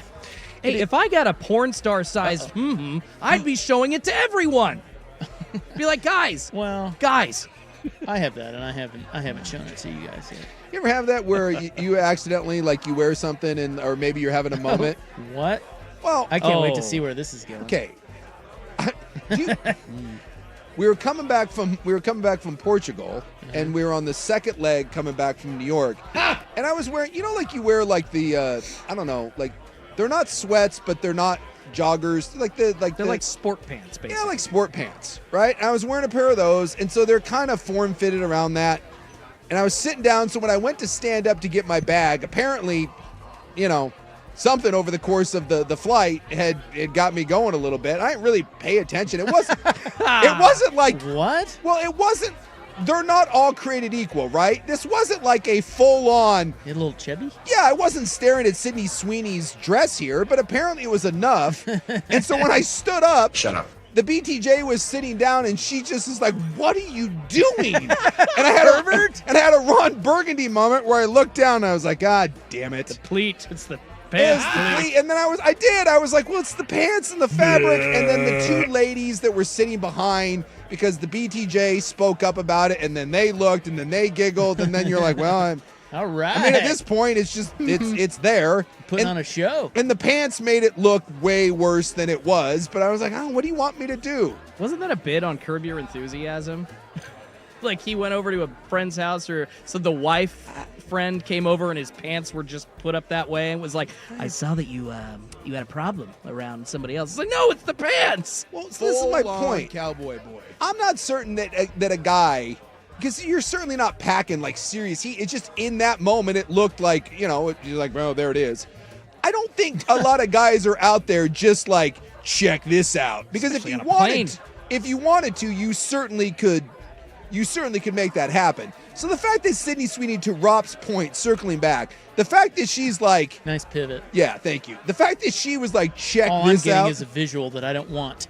Well, I had to explain to her that it just sometimes it has. She's like, well, what happened? What do you mean, what happened? I don't know. I was sitting down and here's a real awkward boner. It happens. Blood flows. Yeah. You know you can get boners Let randomly. your blood flow. Dude, I got I caught one at a funeral once. It was the most sometimes you have the most inappropriate things. I was sitting down at a funeral, and next thing I know, I was like, well, this is happening. You're like, this is odd. You can pop random ones sitting on the toilet, man. Exactly. Stuff happens. She wasn't happy about it. She was like, you're making a scene. I'm like, well, what are you doing? Well, you can get to the bathroom with me and we can take care of it then. Ew. No Mile High Club for you? God, no. You can fit in that thing. That's... No, it's just at that point, you just got to own it. But... Oh, no. Back to the matter at hand. Sydney Sweeney, this was not an accidental, whoops. No, this was like, hey, check this out. Yeah, that's right. And I think that's great that she's doing that. Yeah. Because one, they're great. And two, there's a lot of people are stuffy about something like that. Well, it's about my skills as an actress and a performer. No, it's about your up tops. Yeah. Let those puppies fly. Well, and she even, I love that she admits she's not the greatest actress in the world, and that she says that she doesn't get paid that much, and so she does a lot of like the bathwater ads and stuff. She knows that, hey, you know what side of the bread it's buttered on, and she gives the people what they want. And that right there, that will be, in our lifetime, you get a handful of iconic photos. Remember the J-Lo green Oscar dress? That was certainly one. Cher has had a couple of these where you're like, okay, Cher's naked. This is the Marilyn Monroe over the whatever you call that. The great. Yeah. This Sydney Sweeney photo will live for a long, long time. This will be an iconic moment. And by the way, Halloween is tomorrow, ladies. And if you're looking for a last-minute Halloween idea, might I suggest the Sydney Sweeney dress? Again, women empowerment. That's the key. This is about. Well, but it won't work unless you're taking a picture, Sue. Because everybody there couldn't see it. I'm sure I had to go look again just to make sure that I didn't miss anything. I've had it on my screen the entire time. And the answer is I didn't miss anything. No. I do agree with you, Rob. They're just greatest ever. Dynamite. Yeah. I mean, we probably can't do a segment on top tees. Yeah. But if we did, how is that not a champion pair? Look, I'll tell you what, it's a 1 seed. For sure. Again, I'm not saying that they're going to win the tournament, but it's a 1 seed. I think they set the tone of the tournament. There's other people that would like to have a word and throw their name into this conversation. There could be an upset here or there, but I think even women want to look at them. It's like, hey, how do they? Yeah, okay, all right. You gonna buy her bathwater now? No, gross. Wasn't that the Sasquatch soap? Yeah, Yeah. Dr. Squatch was selling bath soap with her bathwater in it. You want to talk about an awkward moment? Wait till your wife finds out that you ordered like $100 bar of Sydney Sweeney soap, and then you have to explain why you're washing so vigorously in the shower. How much money do you think she would break the record if she signed up for like OnlyFans? Yes. Yeah. Dude, yes. In a heartbeat. Yes. I don't even think it's close. If she signed up for OnlyFans, the internet would. That bad baby gal, whatever, the Catch Me Outside. Oh, yeah. She has made, it's something to the tune of like $30 or $35 million in 2 or 3 years. Yep. Sydney Sweeney might become the richest woman on the planet signing up. Because not only would she get a gajillion people, I think most of those OnlyFans, it's like 10, 15, 20 bucks, something like that. I'm guessing she could charge whatever. I'm guessing she's $49.95. Yeah, dude, she's doing the Ronco Popeel. She's jacking up the price, and just the amount of pervs that would sign up for that. I mean, who would rival her? Merry Christmas, bitch. Right now? Yeah, right now. Because you got to capitalize on your fame. Like Anna de Armas had a moment, but that's past. Yeah. Anna de Armas? Who's that? I don't know who that She's is. in like 100 movies. She was in the Knives Out movie. She was the Marilyn Monroe biopic star. Yeah. Anna what? Anna de Armas. You'll know her when you see her. You'll be like, oh. Look up the movie that she was in with Keanu Reeves. Yeah, she had a moment. Yeah, still does. But not like this. If you're talking right now, who would break the internet? Taylor Swift would break the internet. T-Swizzle. What about Dua Lipa? Yeah, Yes. something Or like that. Something like that. Yeah, they would break. Anyone like that, because they're way bigger stars, and we've all seen Sydney Sweeney. She's been nude plenty of times. If Taylor Swift, I haven't seen her. You haven't seen Sydney Sweeney?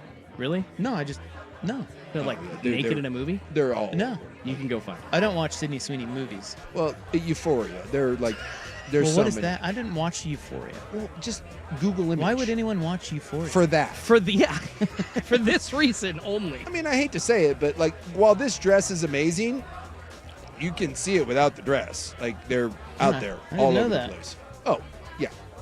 Rob just discovered what he's going to be doing tonight. Oh, yeah, dude, they're everywhere. Wow. There's so many clips of her out there. Yep. But Taylor Swift doesn't even show like cleavage.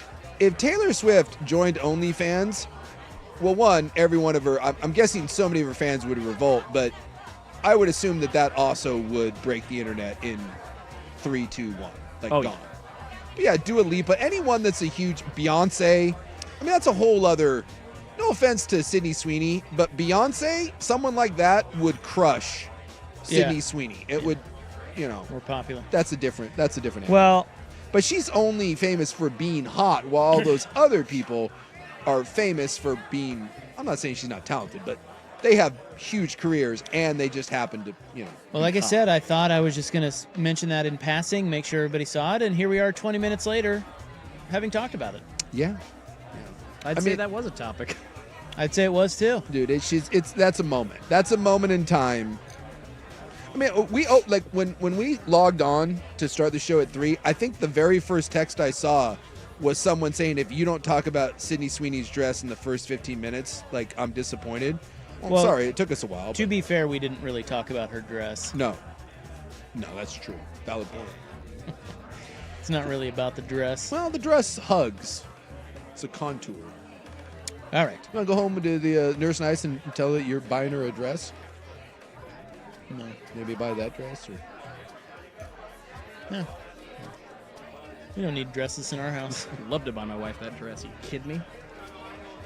We just rip each other's clothes off. Arr. Animalistic over there. Well, Go down into the dungeon, do you? We're primal in nature. Rob's a nudist at home. I do walk around naked a lot. Do you? Sometimes, yeah. Like when she's around, I think it just makes her uncomfortable. That's why I do it. Really? Yeah. Oh, man, my wife and I both walk around naked. It's great. Now that makes me uncomfortable. Headband, I would assume, on. I'm Just picturing, the headband. I'm picturing the Schnitzel Wolf and just nothing but the headband. My girl does the Winnie the Pooh a lot. Yeah. That? Oh, the T-shirt, no bottoms. Yeah, that's a standard. That's a standard fare, and I quite frankly, it makes me laugh every single time. I've just never known anyone to get undressed that way. seems strange. Well, but what if you're leaving your shirt on, and you're changing your bottoms? Yeah, I don't know. She does it on a regular basis, and like she'll be like doing the dishes, and I'll come downstairs, and I'm like, full Winnie the Pooh. All right. The next segment, news contributor Joe Fisher alerting me to Japanese bears seeing red. Now you're putting the whole station in jeopardy. Bears. We will get to that coming up next here on 105.1 The Fan. So it's Rob sticking around for Window Nation.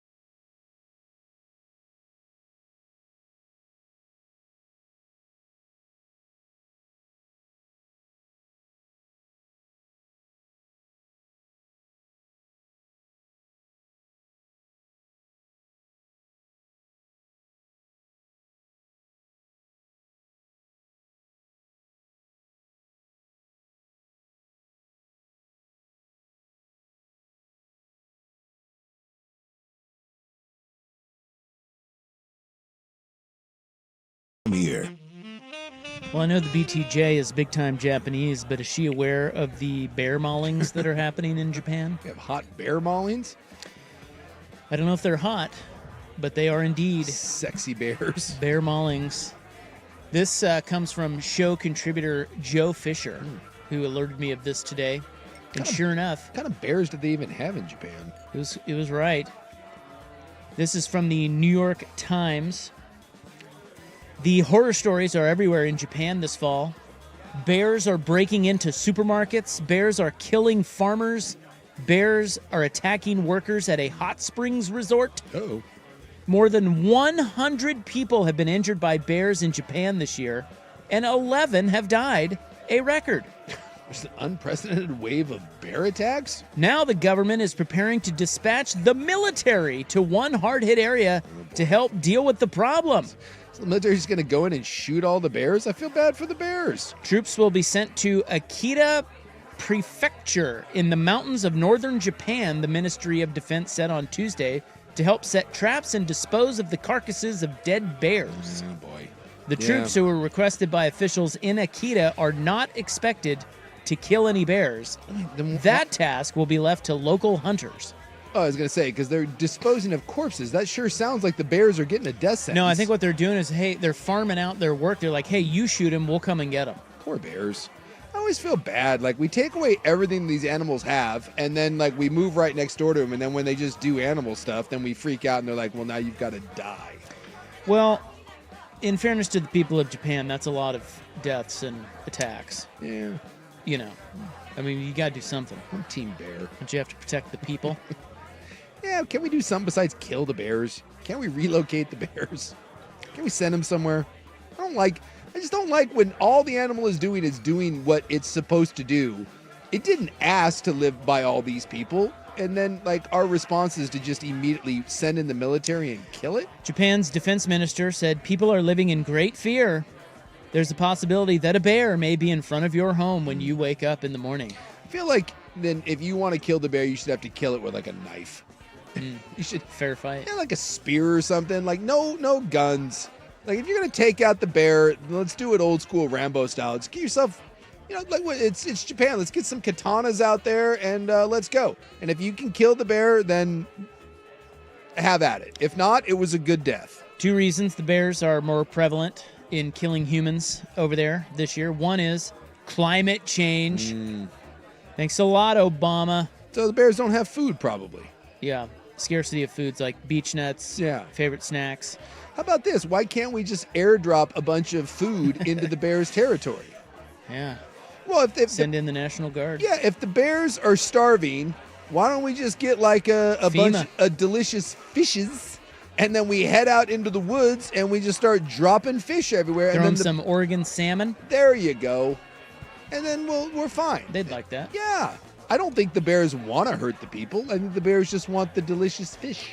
The other reason is Japan's population has declined, and bears are venturing into rural areas that were once full of people.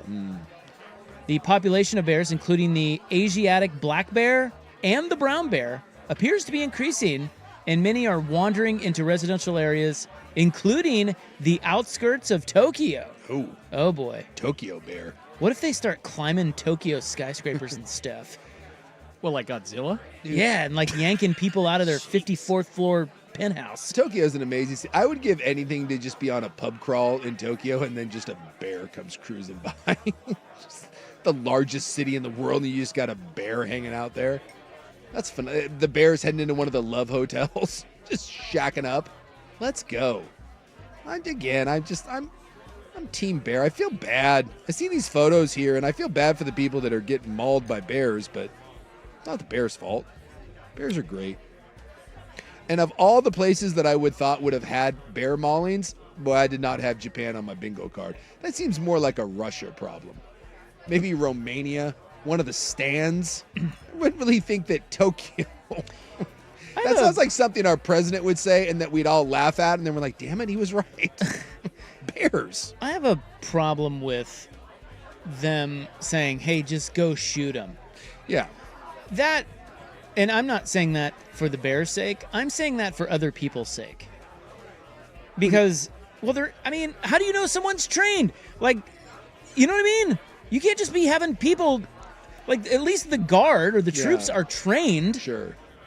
Well, Japan, there's no guns. Well, that's what I'm saying. So now Mr. Suzuki has a gun, and he's like, oh, there's a bear. I better shoot it. And then all of a sudden he shoots his kid. I'm trying to picture the BTJ's dad, old Mamura, out there just... That's what I'm saying. Like, there's not a lot of marksmen in Japan. The sweetest old Japanese man. And they're just sending them all out there with guns? This is not good. I kind of want to watch this now. Some random good reality dude show. Yeah, there you go. Make it a reality show. There's some dude out there with like a bow and arrow. Yeah, I don't think there's any guns in Japan.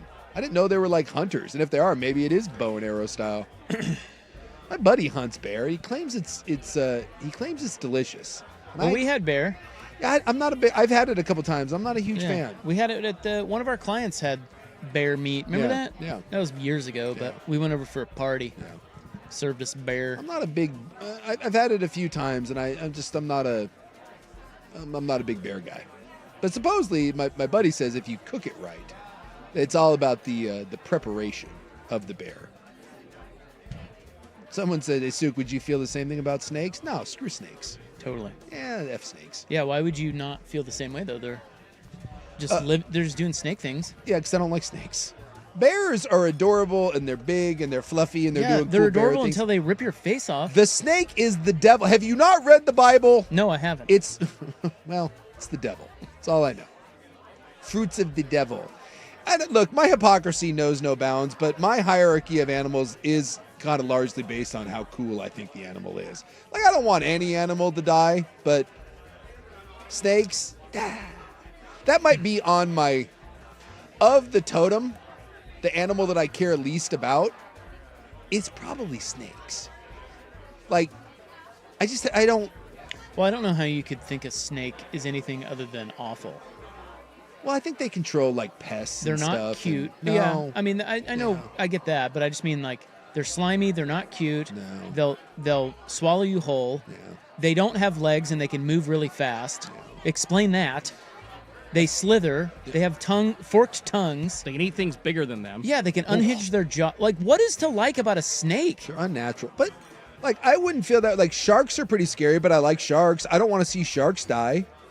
I don't like spiders. I'm trying to think of stuff that I indiscriminately kill. Snakes, spiders, but not all bugs. Like, if you give me a lovely, like, we were eating dinner the other night outside, and the little, you know, the little potato bugs that roll up, the little roly-polies? One of those came cruising up. I love those things. I'm not whacking that thing, ladybugs. But if I saw like a roach, yeah, that thing's dead. I used to feel that way about possums, but I've kind of come around to possums. I have a sliding scale of, what I think when it comes to that. But snakes, no, you're at the bottom of it, and bears are high up. I think we should protect the bears. Bears get a bad rap. Yeah, the mosquito, screw the mosquito. Oh, yeah. That's right out. They're awful. I will torch. What do they even do? I don't. Well, they suck blood. Spread disease. Exactly. Right. So what do they like? Like, if I ever meet what's good about them? God, I'm going to ask her what the deal is with mosquitoes. Her? You son of a bitch. It's a shot there. I would like to know what the purpose of the mosquito. That's a big deal. Thank you very much. The snakes serve a purpose, but the mosquitoes, go to hell. Apparently, mosquitoes also feed on the nectar from flowers like bees do, contributing to pollination. And bees do enough. Well, yes and no. I guess if you lost both populations, we'd really be screwed. Can't we just focus on protecting the bees and screw the mosquitoes? Yeah. That's a good point. If we rid the world of mosquitoes, the world would be a better place. I feel that I'm way. convinced of this. And I feel the same way about snakes and spiders, to be honest with you. I understand there's some rodent control, but I think we can do other measures. No one, outside of weird goth girls and like rock music videos in the 80s, what do snakes really do for us? I mean, besides like watery tarts draping them around themselves, they just get rid of them. They're a nuisance. It's bad. All right, I have a real-life message in a bottle story coming up next. Here's Schultze. Now, from the George McCoy and Warren Allen Sports Desk, a Sports Center update on the Fan Sports Network, 105.1 FM and 1080 AM.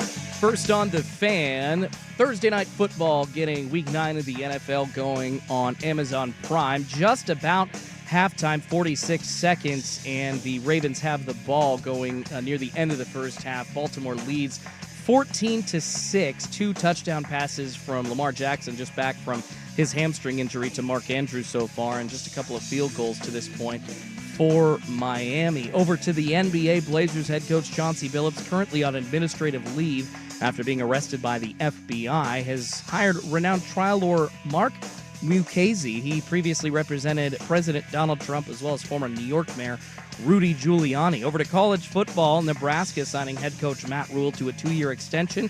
He's now under contract through 2032. His buyout raises from $5 to $15 million. More sports scores and stories in 30 minutes. I'm Schultze from the George McCoy at Warren Allen Sports Desk. Heard missing work? Insurance companies acting like jerks? Don't call your mom. Call George McCoy at warrenallen.com. The home of the firm.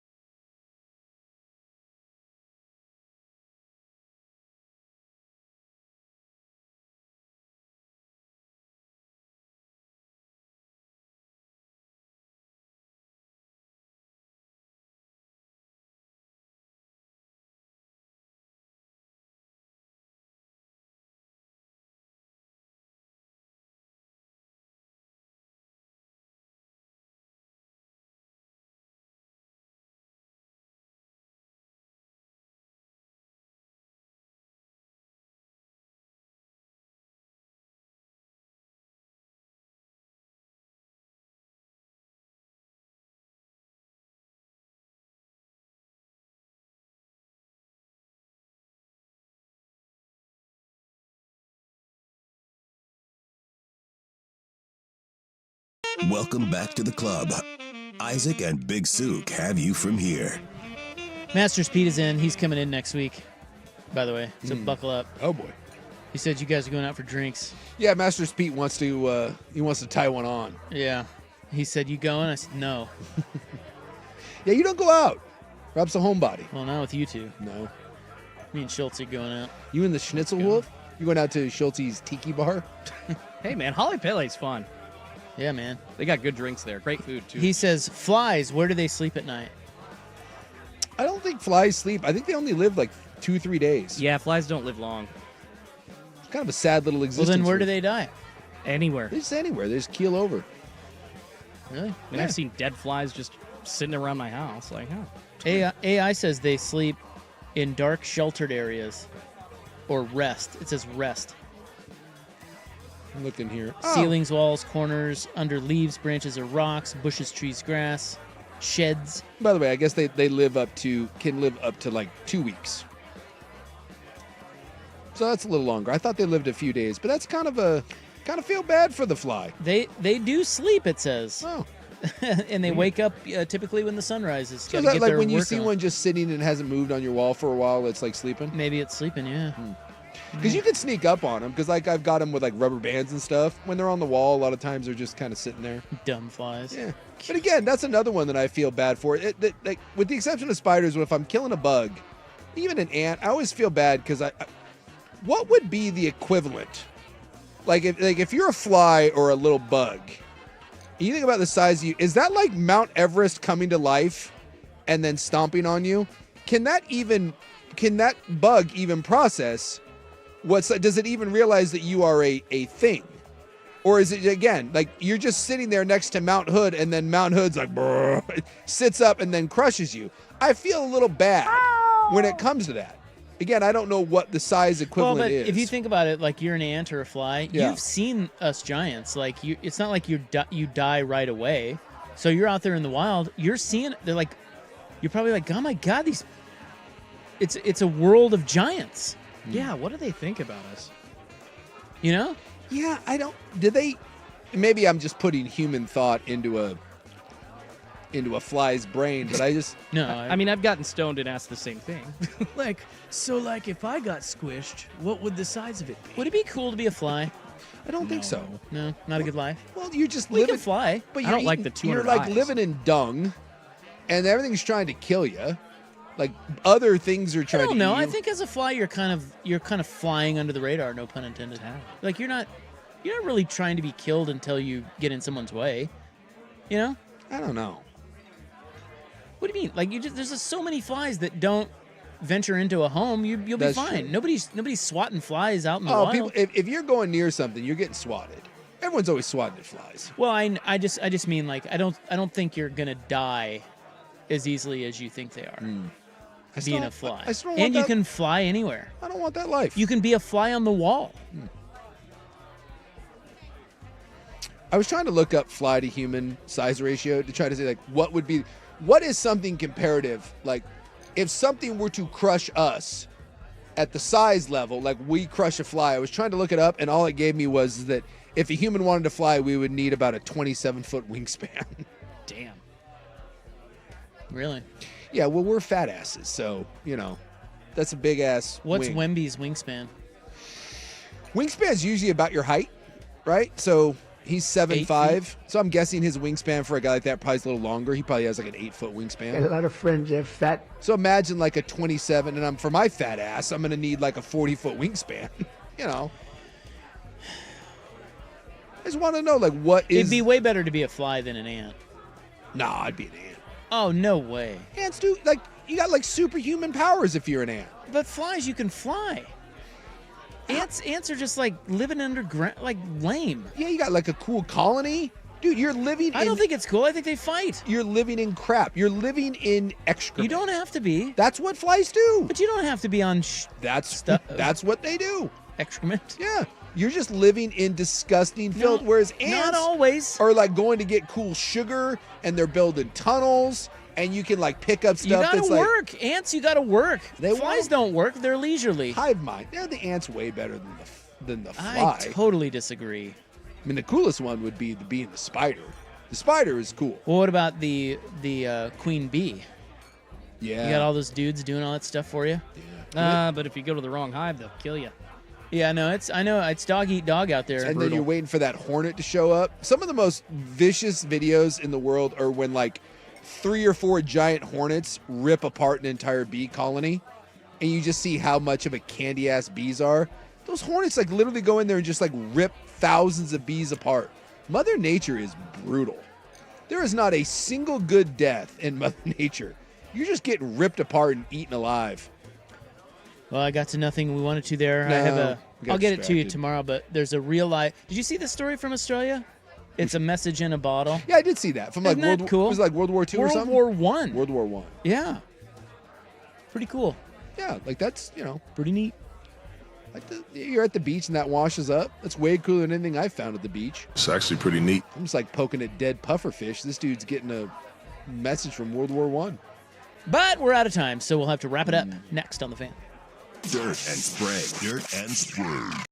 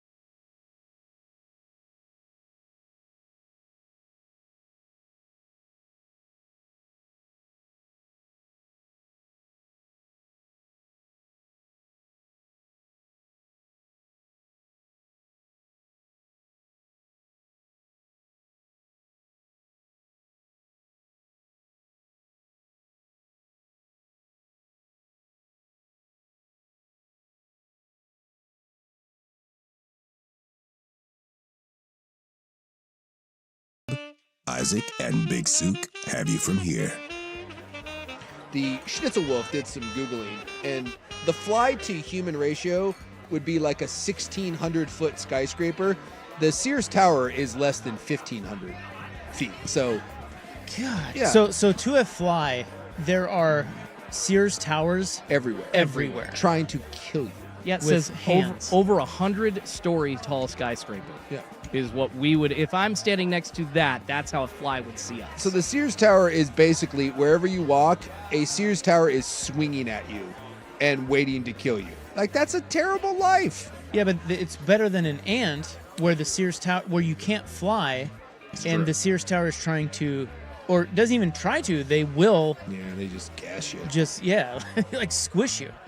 Which is worse, like when you squish a bug, the Sears Tower, or when you rain hot liquid death down upon it, you gas it. That's the other one. Like, you see like a group of ants hanging out, and then you take the raid, and you're literally just spraying immediately. They all shrivel up. Brutal. Dude, we're Can flies, how high can flies fly? Can they fly above all of these Sears Towers? I don't think so. Well, they can... A fly, according to AI, can fly up to 19,685 feet. Right the hell out of town. Kidding me. 6,000 meters. I would have thought flies were just buzzing around like, kind of tree height. A common housefly does stay much lower, but there have been flies that... Dude. I mean, that's a plane, dude. Yeah, that's way up there. See, that's the life, bro. I'm living up in that area. No, nothing's going to get me up in there. There's no dung up there, and you need the dung.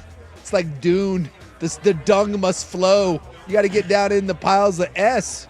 Yeah, locusts have been spotted by pilots at up to 20,000 feet. That is just nuts. The locust. The world of bugs. apparently they can be pushed to extraordinary heights by strong winds or during migration. Yeah. What is the highest flying insect? Let me get that. Do you have a favorite insect? Ladybug.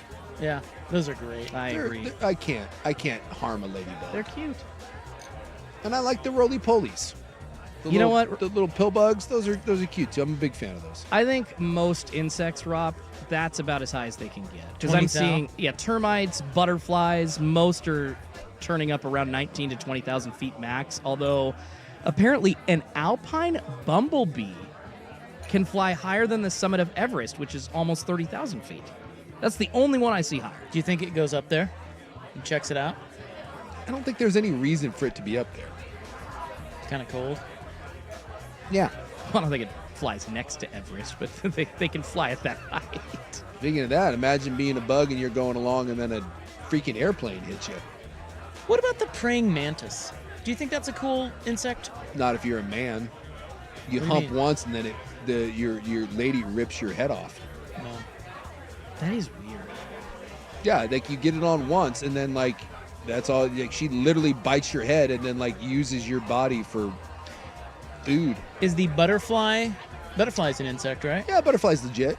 Yep. That's a good one. Yeah. Oh, those are beautiful. Those are cool. Yeah. What if the praying mantis just tries to get it on and then runs away? Have any of them figured that out yet? I don't know. Dumbasses. Yeah, you would think word have gotten out by now that like, hey, although I'm guessing like imagine being so horny that you just it's like when you watch I like don't care. Well, like what is that movie like Species or whatever where like there's the hot alien and you're having sex and you know you're going to die but you're like, well, she's hot. I mean, if I told you that Sydney Sweeney in that dress, that there was a 50% chance that after you got done doing it with her that she was going to rip your head off, I'm being dead serious. How many guys, I'm not saying, I say 50-50. You get to get it on with her, but there is a 50-50 chance that she doesn't like what you're doing and she rips your head off. Oh, a line around the world would still Right? take that up. I think there is an S ton of dudes that Are you in that line? No. Me neither. No. No. 50-50? 50-50? I think Schultze thought about No, if it's 90-10, that's what I was like. You would do 90-10? Like 10, no. Really? Like, No, dude. if it were like 90, 10% chance she she rips won't, your head off? 10, yes. You're basically playing a little worse version, a little better version of Russian roulette. No offense to Sydney Sweeney, Yeah, but no chance. I'm good. Let's be honest, it's Sydney Sweeney. It's not like you're getting 45 minutes of awesomeness. You're getting a handful of minutes at best. What if you get Sydney Sweeney and a check for $1 million? No. 90-10? 90-10? No way, man. I like life. I really do. What if I give you Sydney Sweeney and $5 million? I mean, you said how horny do you have to be? I think Yeah. there are guys out there that are at that level. I would like to point out, one, I'm not that horny. I'm getting older, and my perviness is morphine. And then, look, I like money as much as the next guy, but God, the idea of having someone rip my head, that's terrible odds. Yeah, but- 1 in 10? Yeah, but, you know, I mean, 9 out of 10 times you're good. I'll tell you what, you wouldn't even, any of those, Schulte is right, the Schnitzel Wolf, the line would be around the corner.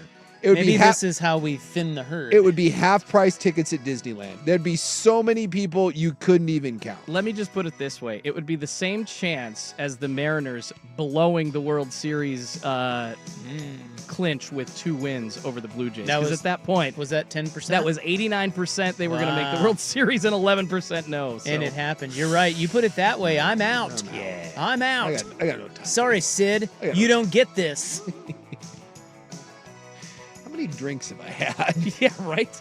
Exactly. All right, you guys have a great night, okay? We are back tomorrow, 3 to 7 on The Fan. Good night. Red ships of space.